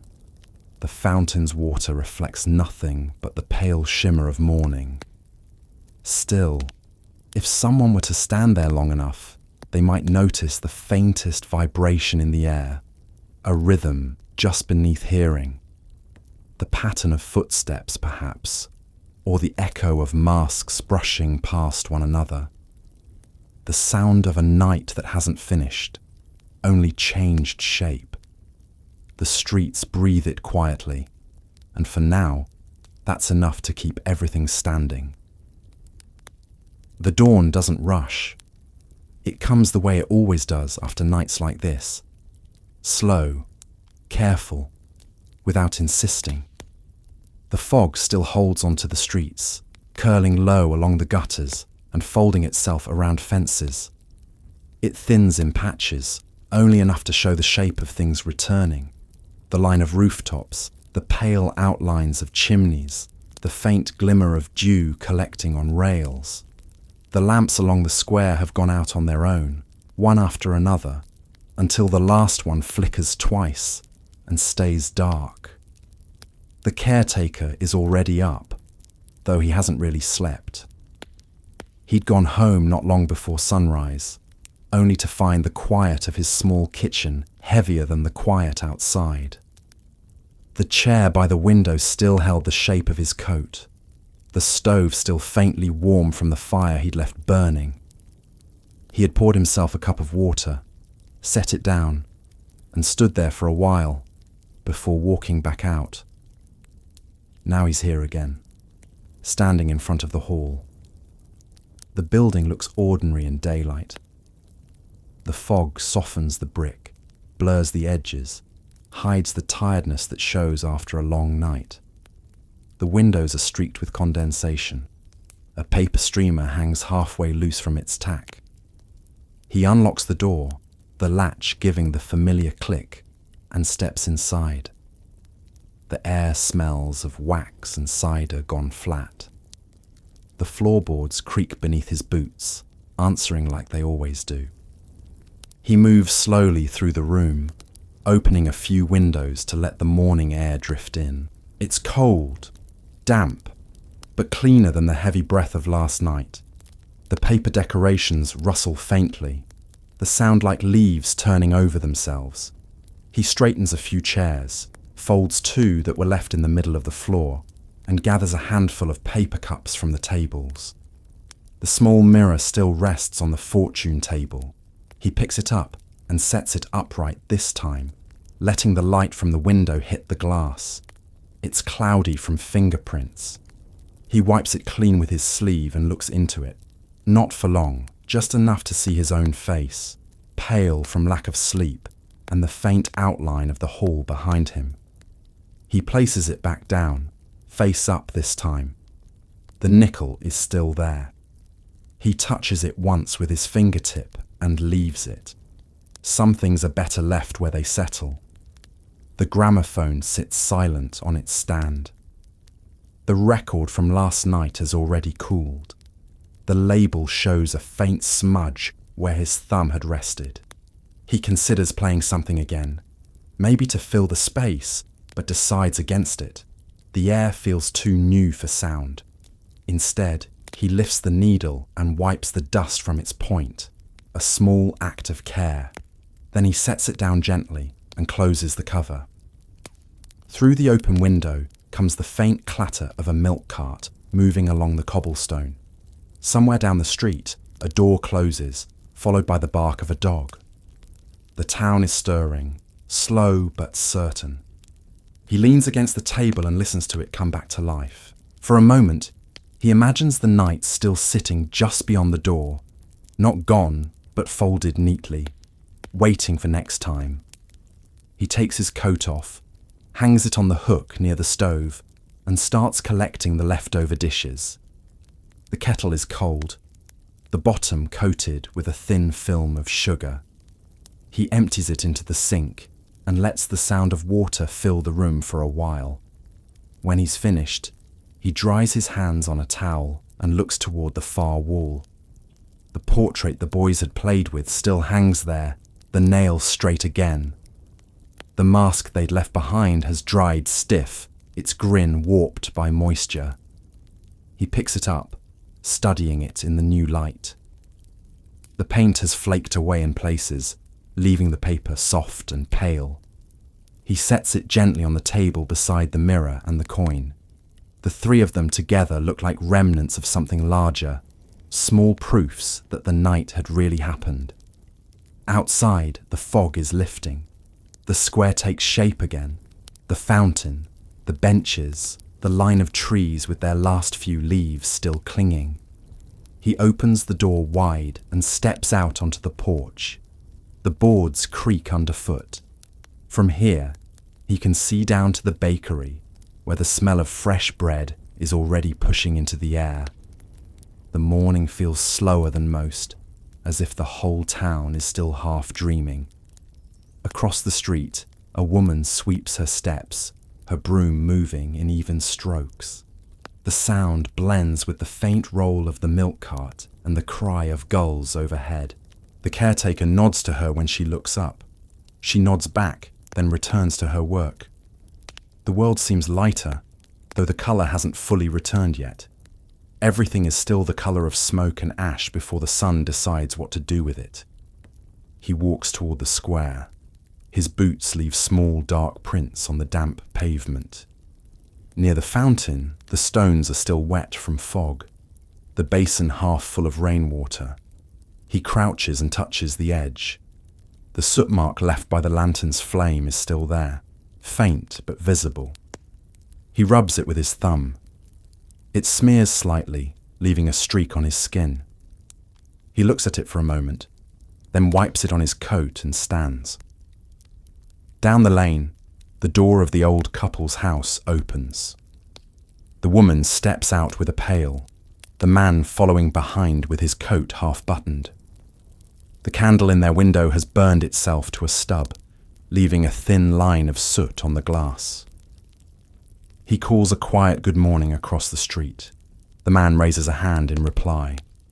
The woman smiles, small and real. They both look tired but not weary, the kind of tired that comes from having done exactly what needed doing. A few children run past, their laughter thin in the cold. One of them carries a paper bag, folded tight. The caretaker recognizes her from the night before. the girl who'd stood barefoot near the corner. She's wearing shoes now, her coat fastened crookedly. She stops near the fountain, opens the bag, and takes out a handful of dried leaves. She tosses them into the air.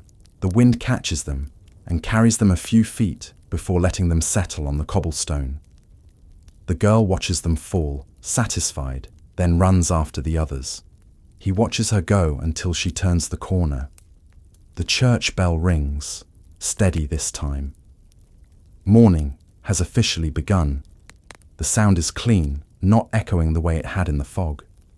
He listens to it fade, then turns back toward the hall.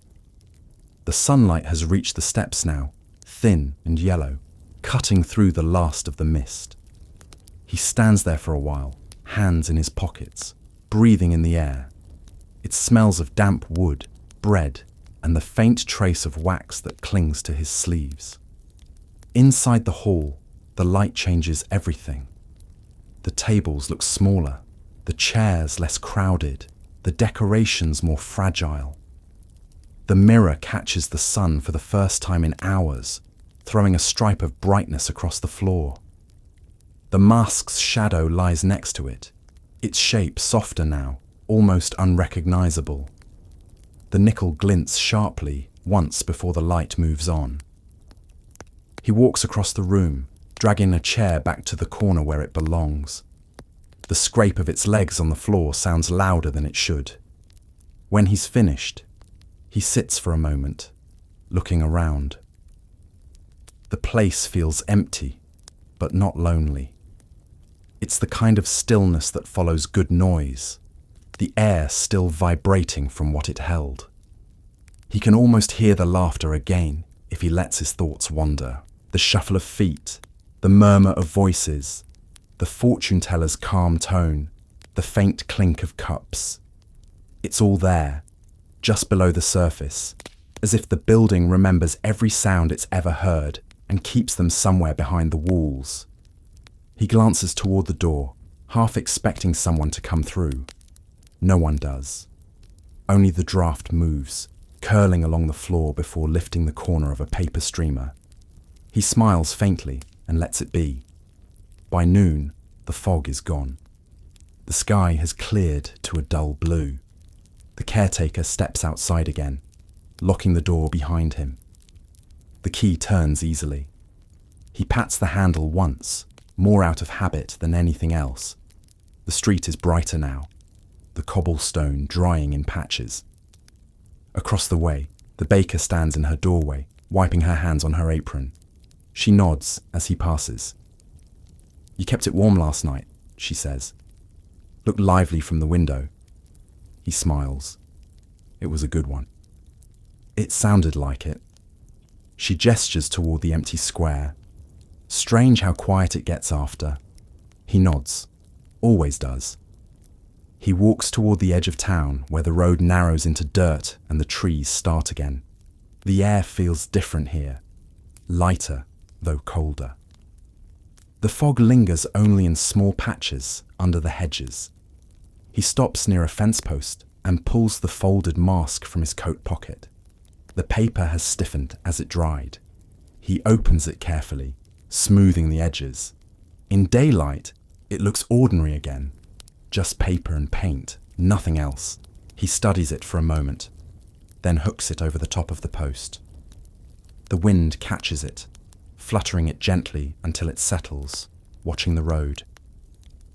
He stands there for a long time, until the sun moves high enough that the shadows shorten. The sound of the town behind him grows steadier. Doors opening, carts rolling, people calling to one another. The day has fully begun, carrying none of the weight that filled the night before. He looks back once more at the hall, now just another building among many. Its windows flash briefly in the sun before the light shifts. He walks on. The road curves, and with each step, the sounds of morning grow stronger. Somewhere ahead, a dog barks again, answered by another farther away. A hammer strikes metal in the distance. The rhythm of the living has returned. He doesn't look back again. He doesn't need to. In the hall, the sunlight continues to move across the floor. The shadow of the mask fades until it's gone. The mirror still reflects the window, the chair, the empty table. The coin still rests beside it, untouched. The room holds its breath, listening. Outside, the faintest wind stirs the papers on the table, lifting one of the decorations so it flutters once and falls still again. The light shifts slowly, unhurried. Everything waits, not for something to happen, but simply because waiting is what rooms do between nights. The town settles into its morning patterns. The smell of bread grows stronger. A train whistle sounds faintly from far away. The sky brightens further, washing the last of the grey from the rooftops. By the time noon fully arrives, the streets are almost dry. The fountain glints clean, its water catching the light. The benches, the signs, the cobblestone, all look as they always do. There's no trace of the fog, no sign of footsteps, no masks, no parade. Only a calm, unbroken day, the kind that carries nothing from the night except what the people remember and choose not to mention. But if someone were to pass the hall at the right moment, just as the wind shifted and the sunlight hit the glass at a certain angle, they might catch something. Not a reflection, not a shadow, just a flicker, like the brief shimmer of movement that happens when light passes over old photographs. It lasts a second, no more. Then it's gone, replaced by the clear, quiet certainty of morning. The doors stay closed. The air inside remains still. The caretaker reaches the ridge outside town, where the trees begin to thicken. From here, he can see the roofs spread below, the faint line of the river, and beyond it, the open fields already warming in the sun. He breathes in, slow, steady, his hands resting in his coat pockets. The world looks unchanged, but he knows better. Nights like that always leave something, even if it can't be seen. A trace in the air, a warmth that lingers longer than it should. A rhythm that finds its way back into the heartbeat of the town. He stands there a little longer, watching the smoke rise from chimneys, the small dots of people moving through the square. When the wind shifts, it carries the smell of bread again, and something faint beneath it. Wax, wood, the ghost of music that isn't really there. He smiles, faint but sure. The world has started over again, as it always does. The night has folded itself away, waiting somewhere out of sight. He turns toward the path that leads home, his steps quiet even, the same as they've always been. Behind him, the hall stands in sunlight, still and patient, its windows reflecting the pale morning sky. The town moves on.